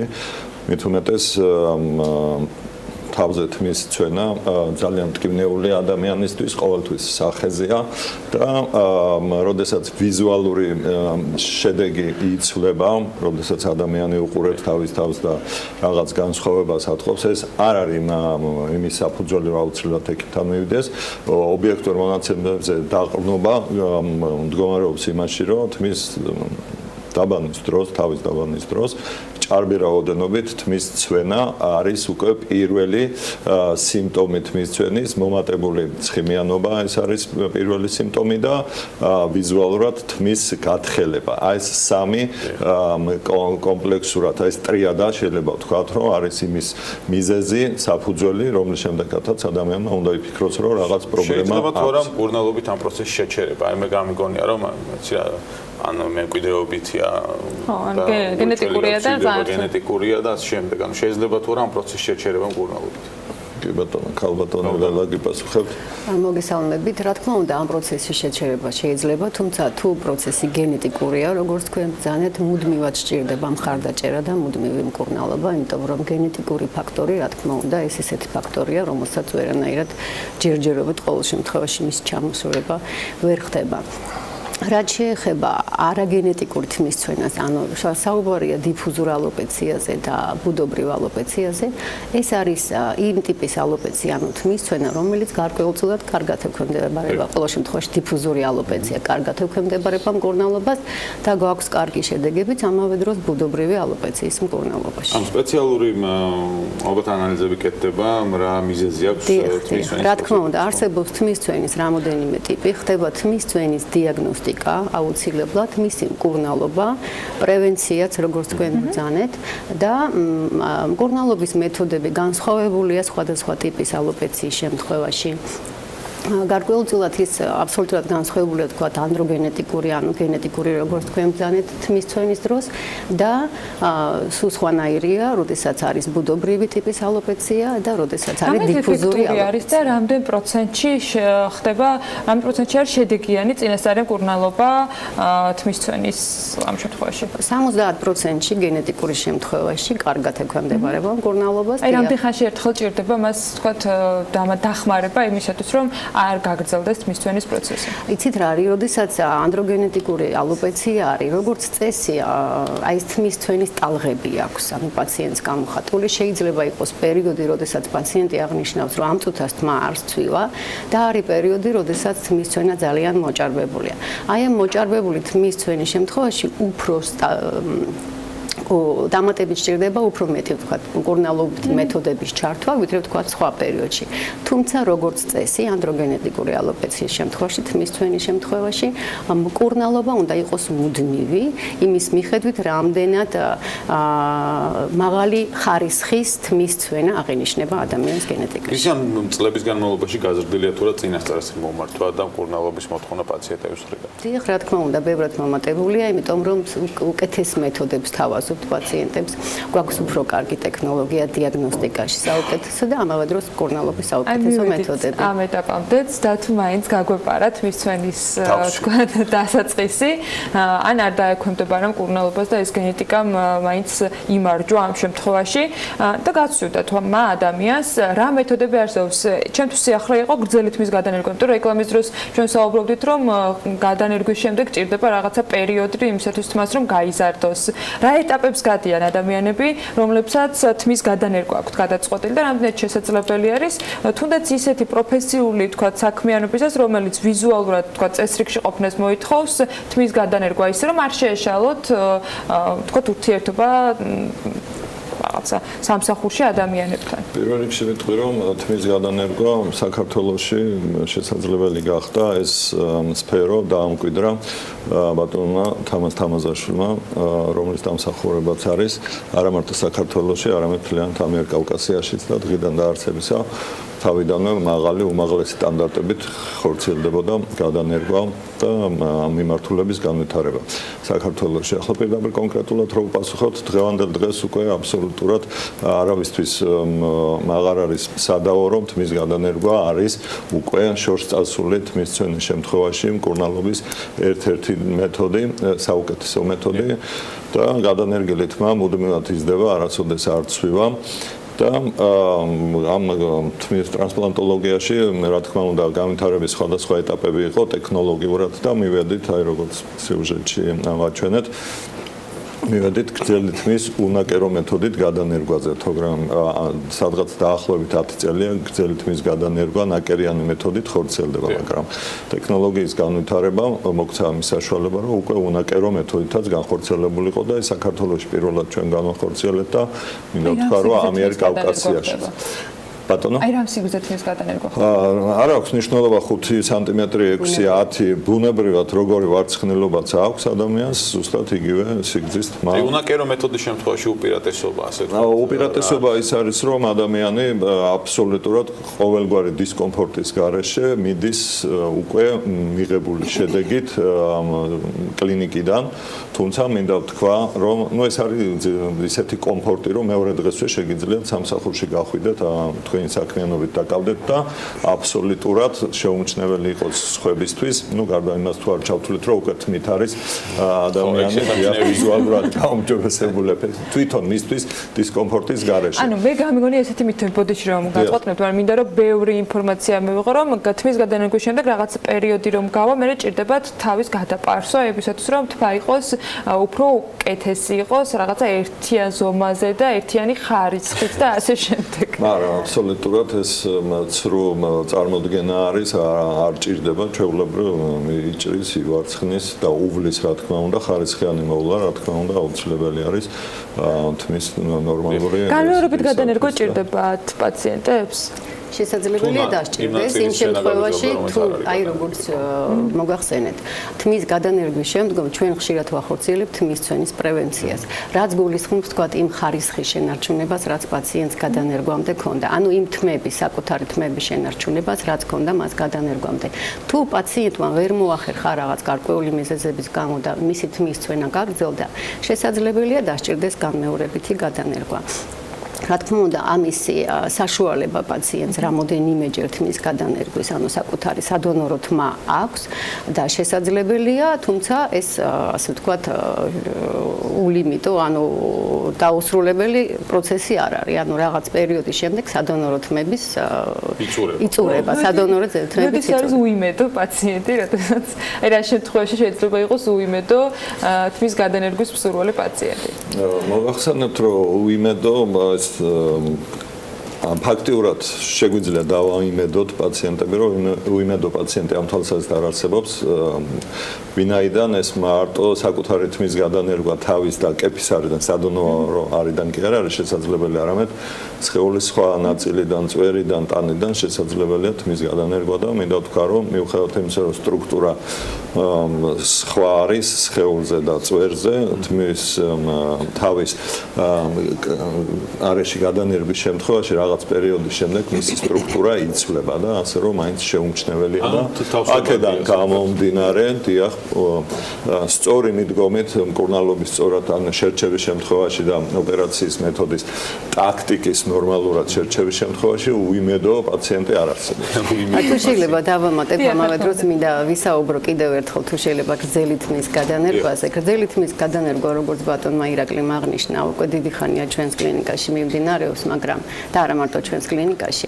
აქამდე არსებული გრძელი თმის გადანერგვა მიდიოდა მხოლოდ ზონრის მეთოდით, ანუ ნაკერიანი მეთოდით, სხვაგვარად რო ვთქვათ, სტრიპ მეთოდს ვეძახით ჩვენ ამ მეთოდს. ამ შემთხვევაში პაციენტს კეფაზე ედებოდა ნაკერი, ანუ შესაბამისად ჩდებოდა ხაზოვანი ნაწიბური. დღეს ჩვენს კლინიკაში პირველად საქართველოში და პირველად ამიერკავკასიაში ჩატარდა თმის უნაკეროდ, გრძელი თმის გადანერგვა უნაკეროდ. რაც გარდა იმ უპირატესობისა, რაც გრძელი თმის გადანერგვას ახლავს თან. ანუ ეს გახლავთ ის, რომ გრძელი თმით სრულიად დაფარულია ის წითელი წერტილები, რაც თქვათ თმის გადანერგვის შემდეგ პროცედურას ახლავს თან. ამავე დროს პაციენტი მომენტალურად პროცედურის დასრულებისთანავე ხედავს თმის გადანერგვის შედეგს, ანუ ხედავს თმის სიხშირეს. ხედავს მის მიმართულებას. ეს გახლავთ გრძელი თმის უპირატესობა. ამას ემატება ის, თქვათ, უპირატესობები, რაც აქვს უნაკერო მეთოდს. პირველი ეს გახლავთ ის, რაც უკვე ვახსენო, რომ არანაირი ნაკერი კეფაზე არ ედება და შესაბამისად არანაირი ხაზოვანი ნაწიბური არ ჩდება. მეორე ის გახლავთ, რომ ტანის შემცირებული მობილურობის შემთხვევაშიც კი შესაძლებელია მობილობის შემთხვევაშიც კი შესაძლებელია საკმაოდ დიდი რაოდენობის გრაფტების მოპოვება. თმის ფოლიკულური გაერთიანებების ამოღება ხდება შერჩევითად. რაც ხდება მრავლიანი ფოლიკულური გაერთიანებების ამოღება, რაც გვაძლევს იმის საშუალებას, რომ შედეგი გქონდეს უკეთესი, გადანერგილი თმის სიხშირე იყოს უკეთესი და ამავე დროს ფიზიკური დატვირთვა. სტრიპ მეთოდის შემდეგ, ზონრის მეთოდის შემდეგ, ფიზიკური დატვირთვა პაციენტებში ცოტა ხნის განმავლობაში შეზღუდულია ნაკერიანი დიახ და ამ შემთხვევაში აბსოლუტურად არ გახლავთ შეზღუდული და პაციენტი ამ ხრით თავისუფალია. კიდევ ერთი ნაწილი საკმაოდ რთული პროცედურაა, ხო, მოითხოვს ბევრ დროსაც შეიძლება თუ არა რომ გაგრძელდეს, თუ პაციენტს ბევრი თმა გადასანერგი რამდენიმე დღის განმავლობაში მაგალითად შესვენებებით ცხადია იმ გრძელი თმის გადანერგვის მეთოდი. და ჭირდება თუ არა რამე განსაკუთრებული თქვა გამოყუჩებელი საშუალება ან დაძინება იმისათვის რომ ოპერაცია გადაიტანოს ან მხოლოდ ადგილობრივი ანესთეზიის ქვეშ ხორციელდება ეს პროცედურა და არავითარი ტკივილი ნორმალური ანესთეზიის შემთხვევაში არც პოსტოპერაციული თქვა ტკივილები ძალიან კომფორტულია ეს პროცედურა პაციენტებისათვის და დაუბრუნდები იმ კითხვას რამდენად შესაძლებელია მეგასესიების შემთხვევაში შესაძლებელია თუმცა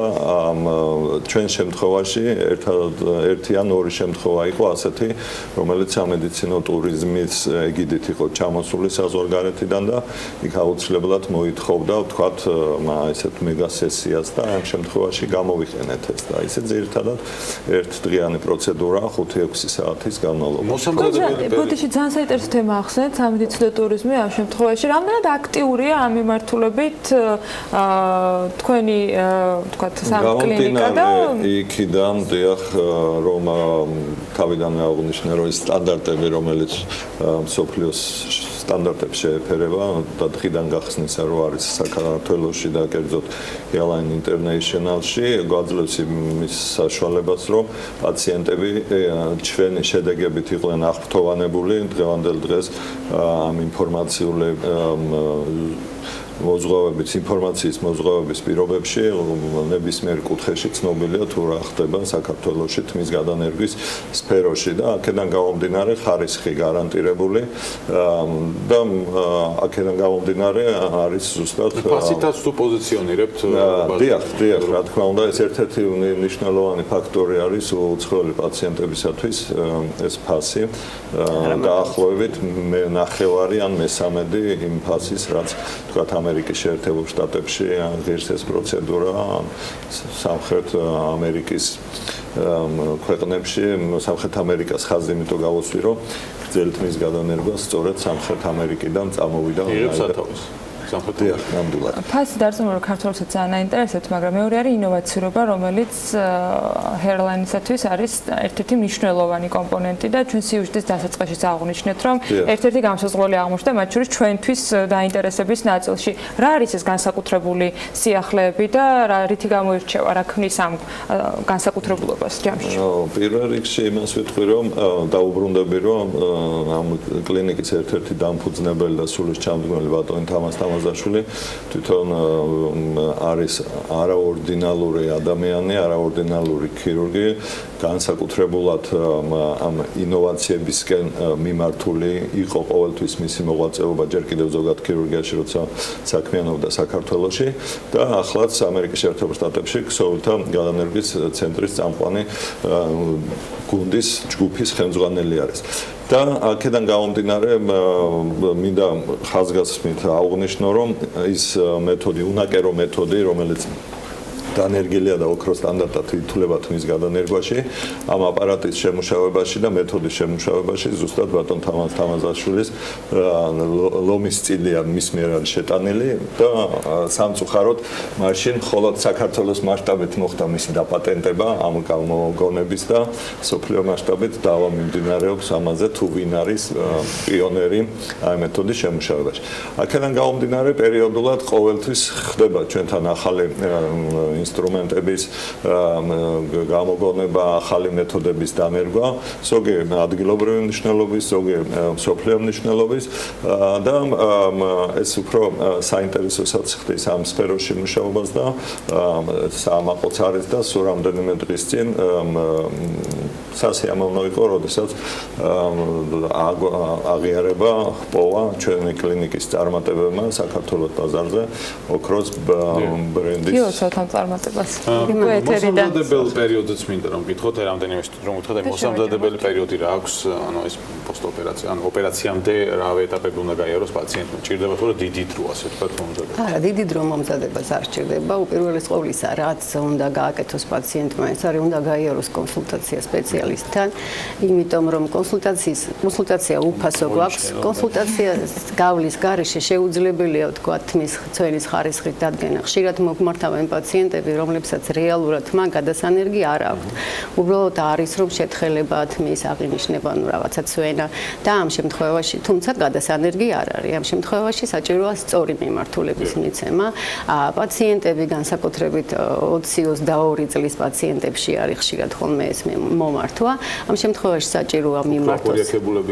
რა თქმა უნდა, იმიტომ რომ დაწყებულია, ახალი დაწყებულია თმის უნდა ჯერ ამას შეგუებულები, ასე ვთქვათ, არ არიან და ეს რა თქმა უნდა ძალიან სწორია და კარგია, იმიტომ დროული პრევენციის შემთხვევაში, აი სწორედ ის უიმედო მდგომარეობა, რაც თქვენ ახსენეთ, პაციენტს არ დაუდგება და ეს ძალიან კარგია. და უნდა მოვიდეს კლინიკაში, შეუძლია არ მოვიდეს კლინიკაში, მაგალითად რეგიონებიდან, რეგიონ ქალაქებიდან ბათუმი, ქუთაისი და ასე შემდეგ, ხშირად მოგმართავენ და Skype-ით არის ხოლმე კონსულტაცია, Viber-ით ან WhatsApp-ით. შესაძლებელია ესეთი კონსულტაცია, ამ შემთხვევაში ვადგენთ თმის ცვენის ხარისხს, საჭიროა თუ არა გადანერგვა და დაახლოებით გრაფტების რაოდენობას და გადანერგვის მეთოდს ვადგენთ. ხოლო ამის შემდეგ პაციენტი უნდა ჩამოვიდეს, ანუ დღის მონიშნვა ხდება და პაციენტი ჩამოდის პირდაპირ ოპერაციაზე. ანუ აი ესეთი განსაკუთრებული მომზადება პაციენტს თმის გადანერგვისთვის არ ჭირდება. ნუ ჩვენთან კლინიკაში მოსვლის შემდეგ დახვდება Healine International-ის გუნდი, რომელიც 2005 წლიდან ერთად მუშაობთ, ყველანი ერთად ვარ და ჩვენი გუნდური მუშაობა გახლავთ ჩვენი შედეგის საუკეთესო გარანტი. წარმატებები მინდა გისურვოთ, ნუ მე ხარ ჭირდება პრინციპში. ეკაში რეკლამის დროს დაგელაპარაკე მაგდენას. ატყუებ ჩვეულებრივად მაყურებლებს. არა, ამ შემთხვევაში ნანი იყვება. მოკლედ სტუმრებს უნდა დაემშვიდობო წარმატებები Healine International-ს, ირაკლი ბებიაშვილი და ნელა ბატეიშვილი იყვნენ ჩვენი სტუმრები. მადლობა მათ გადაცემაში მობრძანებისთვის.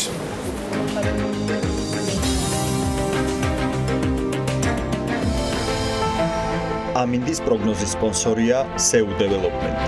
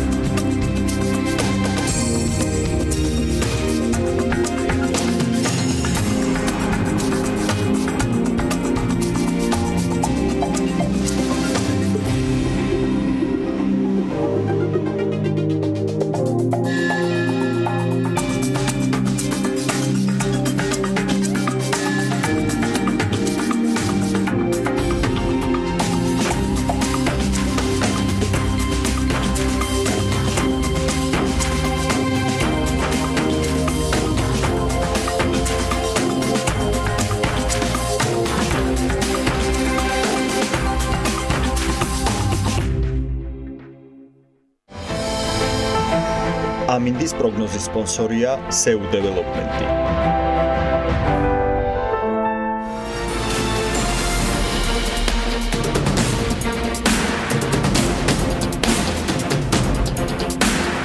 დახურულ სივრცეებში მოწევა აიგრძალება. საუბარია პირადი საცხოვრებლის გარდა ნებისმიერ შენობაზე, იქნება ეს კაფე, რესტორანი თუ ოფისი. რაც შეეხება სანქციებს, თამბაქოს მოწევის აკრძალვის მოთხოვნის შეუსრულებლობა გამოიწვევს ჯარიმას 500 ლარის ოდენობით. ხოლო განმეორების შემთხვევაში ეს ჯარიმა 1000 ლარამდე იზრდება. ფიზიკური პირის მიერ თამბაქოს მოწევა მრავალბინიანი სახლის იმ ნაწილში, რომელიც საერთო ქონებაა, 50 ლარი დაჯარიმებას იწვევს, ქმედების განმეორების შემთხვევაში კი 100 ლარი დაჯარიმებას. სად შეძლებენ და სად ვერ შეძლებენ მოწევას მწევლები. ამაზე ნინი ლონგურაშვილთან ვიწყებთ საუბარს და ძალიან საინტერესო გამოსავალსაც შემოგთავაზებს ის მწევლებისათვის, თუ რაში მდგომარეობს კონკრეტული ბიზნესებისათვის. ნინი, დილა მშვიდობის, მოგესალმებით. დილა მშვიდობის, ანა მივესალმებით ჩვენ მაყურებელსაც. ჩვენ მოვამზადეთ მცირე ინფოგრაფიკა, სადაც ჩანს ის ადგილები, სადაც მოწევა დღეიდან იკრძალება. პირველი ეს არის საზოგადოებრივი ტრანსპორტი, მაგრამ მათ ვისაც სურს ტრანსპორტით გადაადგილებისას მოწევა, მაშინ უნდა ისარგებლოს ტაქსით ან კატერით. ასევე აკრძალულია მოწევა საგანმანათლებლო და სააღმზრდელო დაწესებულებებში, ბიბლიოთეკის, მოსწავლე ახალგაზრდობის ბანაკების, ბავშვთა გასართობი ცენტრებისა და 18 წლამდე ასაკის პირებისთვის განკუთვნილი სხვა დაწესებულების შენობა ნაგებობებში და მათ საკუთრებაში არსებულ ტერიტორიებზე. მოწევა იკრძალება ასევე სამედიცინო და ფარმაცევტული დაწესებულებების შენობა ნაგებობებშიც და მათ საკუთრებაში არსებულ ტერიტორიებზე. ასევე აკრძალულია დღეიდან მოწევა დღეიდან გამოსახვა ვიტრინაზე, ვიტრაჟზე, დახლზე, თაროზე ან სხვაგვარად ისე რომ იგი ხილვადი იყოს შესაბამისი ობიექტის როგორც გარედან ასევე შიგნიდან. აქამდეც არ იყო ნებადართული და მოწევა და არც დღეიდან შეიძლება ბენზინგასამართ სადგურზე, გაზგასამართ და გაზგამანაწილებელ სადგურებზე აგრეთვე იმ დაწესებულებათა შენობა ნაგებობებში და მათ საკუთრებაში არსებულ ტერიტორიებზე, სადაც ცეცხლსაშიში ნივთიერებები ინახება. ასევე აკრძალული არის მოწევა სტადიონზე, რომელსაც ჰყავს ადმინისტრაცია. რაც შეეხება იმ ჩამონათვალს, სადაც ნებადართულია მოწევა, თამბაქოს მოწევა დღეიდან აკრძალვების გარეშე შესაძლებელია საკუთარ სახლში. თამბაქოს კვამლის შემსწავლელ სპეციალიზებულ ლაბორატორიულ დანადგარში, პენიტენციურ დაწესებულებაში, სამორინეში და აეროპორტის სატრანზიტო ზონაში, სადაც თამბაქოს მოწევა დასაშვებია მხოლოდ სპეციალურ მოსაწევ ოთახში და წინასწარი დაკავების იზოლატორში. ეს არის ის მცირე ჩამონათვალი, სადაც დღეიდან მოწევა იკრძალება ან პირიქით ნებადართულია. მეტი ინფორმაციისთვის კი შეგიძლიათ შეხვიდეთ BMG-ზე, ნინო კვინტრაძემ გუშინ ყველა საჭირო ინფორმაცია ჩვენს ვებგვერდზე ატვირთა. მანამდე კი შეგვიძლია ვნახოთ სიუჟეტი კომპანია დიოს მიერ შემოთავაზებულ მოძრავ ტენტებზე, რომელთა გამოყენებაც ბიზნეს მწეველი კლიენტებისათვის კომფორტული გარემოს შექმნაში დაეხმარება და ამით ისინი ჯარიმასაც აირიდებენ. დღეიდან ამ კაფეების მუდმივი სტუმრები ან ჩვევას უნდა შეელიონ, ან მცირე დისკომფორტი შეიქმნან. კანონის ამოქმედება გაზაფხულს დაამთხვიეს იმისთვის, რომ თამბაქოს მწებლებისგან ჩვევის ცვლილება მტკივნეული არ ყოფილიყო. თუმცა სეზონურობა სიცხის თუ სიცივის შემთხვევაში ღია ცის ქვეშ ჯდომა ყოველთვის კომფორტული არ არის. ერთგული და თან მწეველი კლიენტების შესანარჩუნებლად კი ბიზნესის ნაწილი გამოსავლის გზებზე უკვე ფიქრობს. ევროპული გამოცდილების გაზიარება კარგი გზაა. უკვე პრაქტიკაში გამოცდილი შესაძლებლობა საქართველოშიც მოვიკითხეთ. სასტუმრო ვერანდას სტუმრები ხშირად უცხოელები არიან. მისმა მფლობელებმა არამწეველთა ზონის გამოყოფა კანონის ამოქმედებამდე ბევრად ადრე გადაწყვეტეს. მწეველი კლიენტების კომფორტულ გარემოზეც იზრუნეს და შედეგი ასეთი მიიღეს. ჩვენი რესტორანი და სასტუმრო დატვირთული არის გარესივრცეებით და ტერასებით. აქედან გამომდინარე, ბიზნესის ყოველსეზონური ოპერირებისთვის მნიშვნელოვანი იყო, რომ ქონოდა პერგოლები და რეალურად შემინვის სისტემა. ეს პერგოლები და შემინვის სისტემა მნიშვნელოვანი იყო არა მარტო გადახურვის ფუნქციით, არამედ მაქსიმალურად ვიზუალურადაც და მოხმარებლის კომფორტისთვისაც მნიშვნელოვანი იყო. ამიტომ საჭირო გახდა აგვეთში ესეთი კომპანია, რომელიც მომხმარებელს და ბიზნესს თავაზობს მაღალხარისხიან პროდუქციას და რაც თავარია თანამედროვე ტექნოლოგიებს. სწორედ კომპანია დიო დაგვეხმარა, რომ მაქსიმალურად აგვეთვისებინა ჩვენი გარე ექსტერიერი და გადაგვეხურა მაღალხარისხიანი პერგოლები და შემინვის სისტემით და გამხდარიყო ეს ბიზნესი რეალურად ყოველსეზონური ბიზნესი, რომელიც ქარის თუ წვიმის განმავლობაში დაიცავდა მოხმარებელს და კომფორტულ გარემოს შესთავაზებდა და ჩვენ უკვე 2 წელია თითქმის, რაც უკვე ამ კომპანიის ერთგული მომხმარებელი ვართ. მოძრავი პერგოლები და შემინვის სისტემა არა მარტო მნიშვნელოვანი არის და უნიკალური პროდუქტი არის გარე პერიმეტრის გადახურვის მიზნით, არამედ ის მართვის კუთხიდან ძალიან კომფორტულია და იძლევა ავტომატიზირებული მართვის საშუალებას. დღეიდან მოწევის კანონის აკრძალვასთან დაკავშირებით ჩვენ უკვე შესაძლებლობა გვაქვს ამ პროდუქტის მეშვეობით უმასპინძლოთ უკვე ჩვენს მწევალ მოხმარებელსაც და მასაც შევქმნით კომფორტული გარემო. კომპანია dio 13 სახეობის პერგოლას წელიწადში 4 სეზონისათვის გვთავაზობს. პერგოლას მეშვეობით კაფებარებისა და რესტორნების მფლობელებს საშუალება აქვთ გადახურონ, გაალამაზონ და სიმყუდროვე შემატონ ექსტერიერს.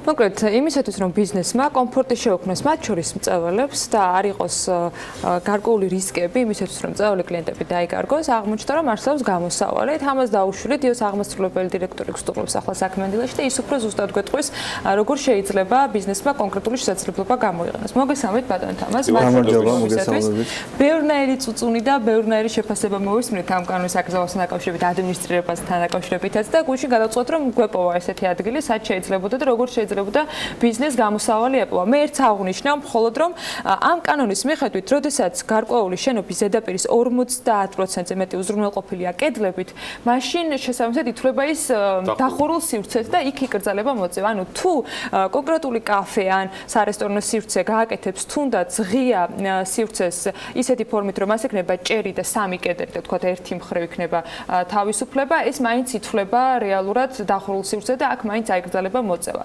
ის შემთხვევა, როდესაც კონკრეტულად ვერანდაზე ვნახეთ, ჩვენ კანონის ქვეშ არ ექცევა. როგორ ხდება და რა შესაძლებლობის გამოყენება აქვს ბიზნესს? დიდი მადლობა. პირველ რიგში მინდა გამოხატოთ ჩემი მოსაზრება ამ კანონთან დაკავშირებით. ჩვენ მივესალმებით, მე პირადად არ ვარ წევრი და მივესალმები ამ კანონს და დიდი ხანია ველოდებით ალბათ საზოგადოება, ვინც მისდევთ ჯანმრთელი ცხოვრების წესს. დარწმუნებული ვარ, რომ ბევრი მწეველიც შევისას თქვათ გაგებით შეხვდება ახალი კანონის ასე თქვათ ამოქმედებას. რაც შეეხება ჩვენ პროდუქტს, ეს პროდუქტი ჩვენ უკვე დიდი ხანია ვთავაზობთ ჩვენს მოხმარებელს. აღნიშნული პროდუქტი განკუთვნილია ზოგადად ღია ტერასების გადასახურად და მათ უფრო კომფორტულად მოსახმარად. ამიტომ რაც ბევრი ტერასა არსებობს, განსაკუთრებით 2016 წელს პრაქტიკულად თბილისში ყველა ტერასა და ყველა ვერანდა ჩვენ განვათავსეთ თითქმის ჩვენი პროდუქტები.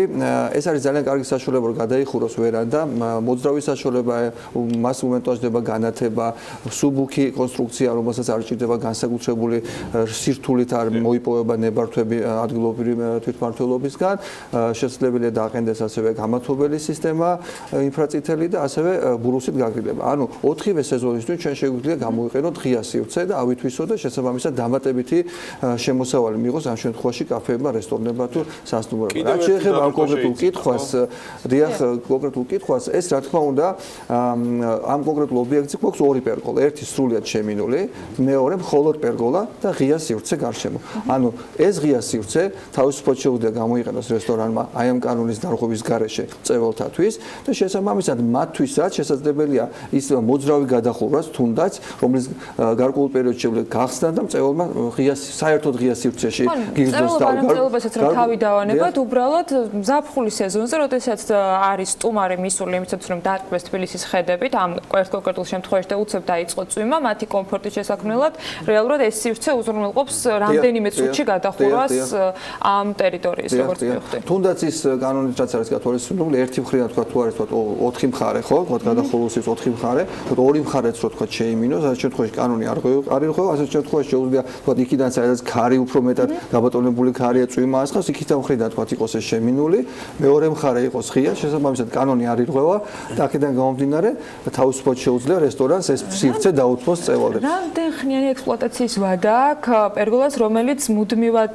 დახურვა გახსნის რეჟიმში არის, ანუ რეალურად არ არის მხოლოდ გაშრილი, ანუ რამდენად გამძლე არის მექანიზმი, რომელიც ამას ამუშავებს. თავისთავად ეს პროდუქტი უკვე 15 წელზე მეტია რაც ბაზარზეა, პირველად შეიქმნა იტალიაში, იყო დაპატენტებული დიდი ხნის მანძილზე, 5 წლის მანძილზე და შემდეგ როდესაც პატენტს ვადა გაუვიდა ძალიან ბევრ ქვეყანაში დაიწყეს წარმოება და იყო გარკვეული ბუმი ზუსტად აი ამ კანონთან დაკავშირებით. ბევრ ქვეყანაში პერგოლების ბუმი მოიტანა ამ კანონის ამოქმედება. ანუ ეს არის ძალიან კარგი მათ შორის ამ კანონის ამოქმედება, ეს არის ძალიან კარგი საშუალება, კიდევ ერთხელ ვამბობ. რაც შეეხება ექსპლუატაციის ვადა, ეს ძალიან მყარი და საიმედო კონსტრუქცია, გათვალისწინებულია სტანდარტები ქარისგან დასაცავად, შესაბამისად წვიმაში. მაგალითად 2 წლის წინ იყო სერიოზული სიტყვა, თუ გახსოვთ, ბევრი მანქანა დააზარალა, ჩვენი არც ერთ პერგოლას არაფერი მსგავსი არ მოსვლია და არ ზიანი არ მიუღია. ეს არის ძალიან ელასტიური, ასე თქვათ, გადახურის სისტემა, რომელიც უძლებს ნებისმიერ ტიპის ეს მექანიზმი თავად, თქვათ, როდესაც გამოყენება ხშირია, მაგალითად გადახურვა, ისევ გახსნა გადახურვა, ბავშვი თუ თამაშობს, ამ შემთხვევაში. საკმაოდ საიმედოა, შიგნით არის სპეციალური, ესე თქვათ, საკისარის და ეგრეთ წოდებული კვილანიანი ღვედის სისტემა და ძალიან საიმედო სისტემა. რა თქმა უნდა, სჭირდება გარკვეული პერიოდის მერე ლუბრიკაცია, შეზერთვა, გასუფთავება და თავისთავად გრძელდება. ძალიან დიდხანს მუშაობს, პრაქტიკულად მუდმივი პროდუქტია, იმიტომ რომ ეს არის ვთქვათ, ალუმინის კონსტრუქციები, რომელიც უჟანგავია, ნაჭერი არის ძალიან მყარი ეს PVC ეგრეთ წოდებული რეზინის შემცველი ნაჭერია, რომელიც ასევე მედეგია დაზიანებების მიმართ და ჩვენი კომპანია აქვს შესაბამისი სერვისი, ასე რომ ნებისმიერ დაზიანების შემთხვევაში ჩვენ სადვართ.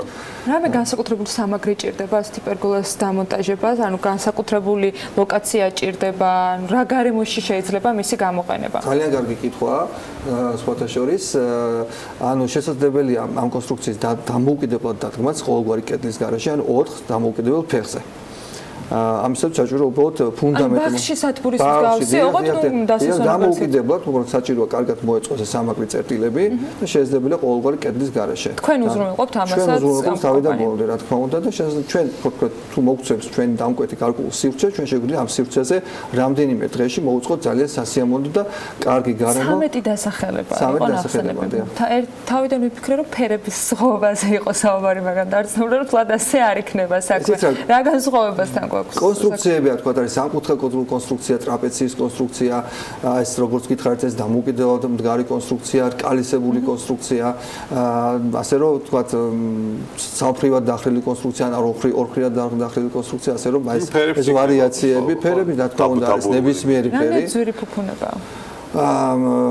ფასი ესეთი ყველასთვის ხელმისაწვდომი ამ ეტაპზე შეიძლება არ იყოს, თქვა, მასობრივად, მაგრამ ვფიქრობთ, ჩვენ გვაქვს გეგმებში, რომ უახლოეს ხანში ეს უფრო ხელმისაწვდომი გახდეს. ბიზნესისთვის ვფიქრობ, ბიზნესისთვის ძალიან ხელმისაწვდომია. ჩვენ გვაქვს ასევე განმოდების სისტემა, ბევრმა ბიზნესს ისარგება სხვათა შორის და ცოტა თუ გამოიყენა ეს პროდუქტად, იმიტომ რომ ჩვენი რესურსებით ვახდენდით ამ განმოდების სისტემას და არა ბანკით. შესაბამისად ძალიან ბევრმა მოთხოვნა თუ გამოიყენა ეს ბატონთამას, რაც კანონი უნდა ამოქმედებული ყოფილიყო. იცით რა, ჩვენ და მოემზადა თუ გეტყვით, ეს მომზადება მოხდა როგორც ჩანს 2016 წელს ჩვენი აქტიური მუშაობის შედეგად. ანუ ჩვენ კიდე 2014-ში დავიწყეთ, ასე პირველი პერგოლა ზოგადად საქართველოში ჩვენი დაყენებულია, დამონტაჟებული ეს იყო 2006 წელს რესტორან ქალაქურზე.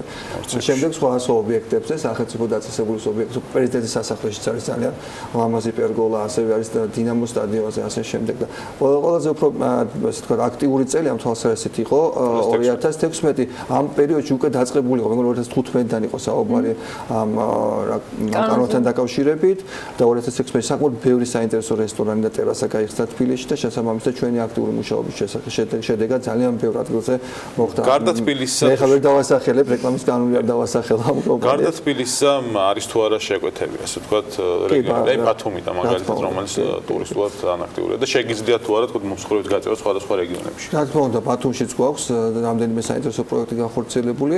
ანუ ბათუმი თავის ცოტა სპეციფიკური ადგილია, სადაც თქო თურქეთი ახლოა და შესაძლებელია თქო მეტი ადგილობრივი კომპანია იყოს თქო იქ, რომელიც პირდაპირ თურქული კომპანია, რომელიც პირდაპირ ახორციელებდა პროექტებს, თუმცა ჩვენ გვაქვს ჩვენი გეგმები თუ როგორ მოვახდინოთ მაქსიმალურად ყველა რეგიონში გასვლა ამასთან დაკავშირებით უახლოეს ხანში თუ თქვენ მოგვიწევთ, ჩვენ მოგიყვებით დეტალურად ეხლა დამუშავების პროცესში, ასე თუ როგორ გავხადოთ ეს პროდუქტი უფრო ხელმისაწვდომი ბევრი ჩვენი განსაკუთრებით მოსახლეობისთვის, იმიტომ რომ რესტორნები გასაგებია, მათ შემოსავალი აქვს და შეძლებენ ყიდვას პროდუქციის, აქ საუბარია. კარგი საშუალება არის, თუნდაც პირადი სივრცის მოსაწყობად. კერძო სახლების, აივნების ჩვენ გვინდა უფრო ხელმისაწვდომი გავხადოთ ჩვენი პროდუქტი ტენტი ძალიან ცნობილია ჩვენი მოსახლეობისთვის, მაგრამ თქვენ სწორედ აღნიშნეთ ზეგან რომ თქვა წვიმასთან დაკავშირებით, ქართან დაკავშირებით, ისინი ნაკლებად მედეგია, ეს პროდუქტი პერგოლ არის ძალიან მედეგი, შესაბამისად პატარა აიმნების მოწყობაც კი შეიძლება და ჩვენ ყოველთვის აუცილებლად ვისაუბრებთ ჩვენ მოხმარებელს მივცეთ ამის საშუალება. აუცილებლად გვექნება შესაძლებლობა და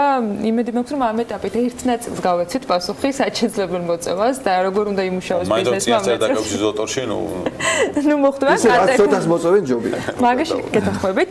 მადლობა სტუმრობისათვის. თამას დაუშვილს მასპინძლობდით დიოს აღებასრულებელ დირექტორ საქმიანი სტუდიაში და ახლა ზუგდიდ შევინაცვლებთ ტექნოპარკში მონეტარული პოლიტიკის კომიტეტის დასრულების თანავე ეროვნული ბანკის პრეზიდენტის პრესკონფერენციას ველოდებით. ეს თემა უფრო ბექაბით ბაციკაძის ეთერში გაგრძელდება, სხვა თუმცა თელერა გელანტიას ჩართვას ვერ გამოვტოვებთ დღეს დილიდან, იმისათვის რომ გავიგოთ რა ხდება ზუგდიდში. თელერა დილა მშვიდობისა.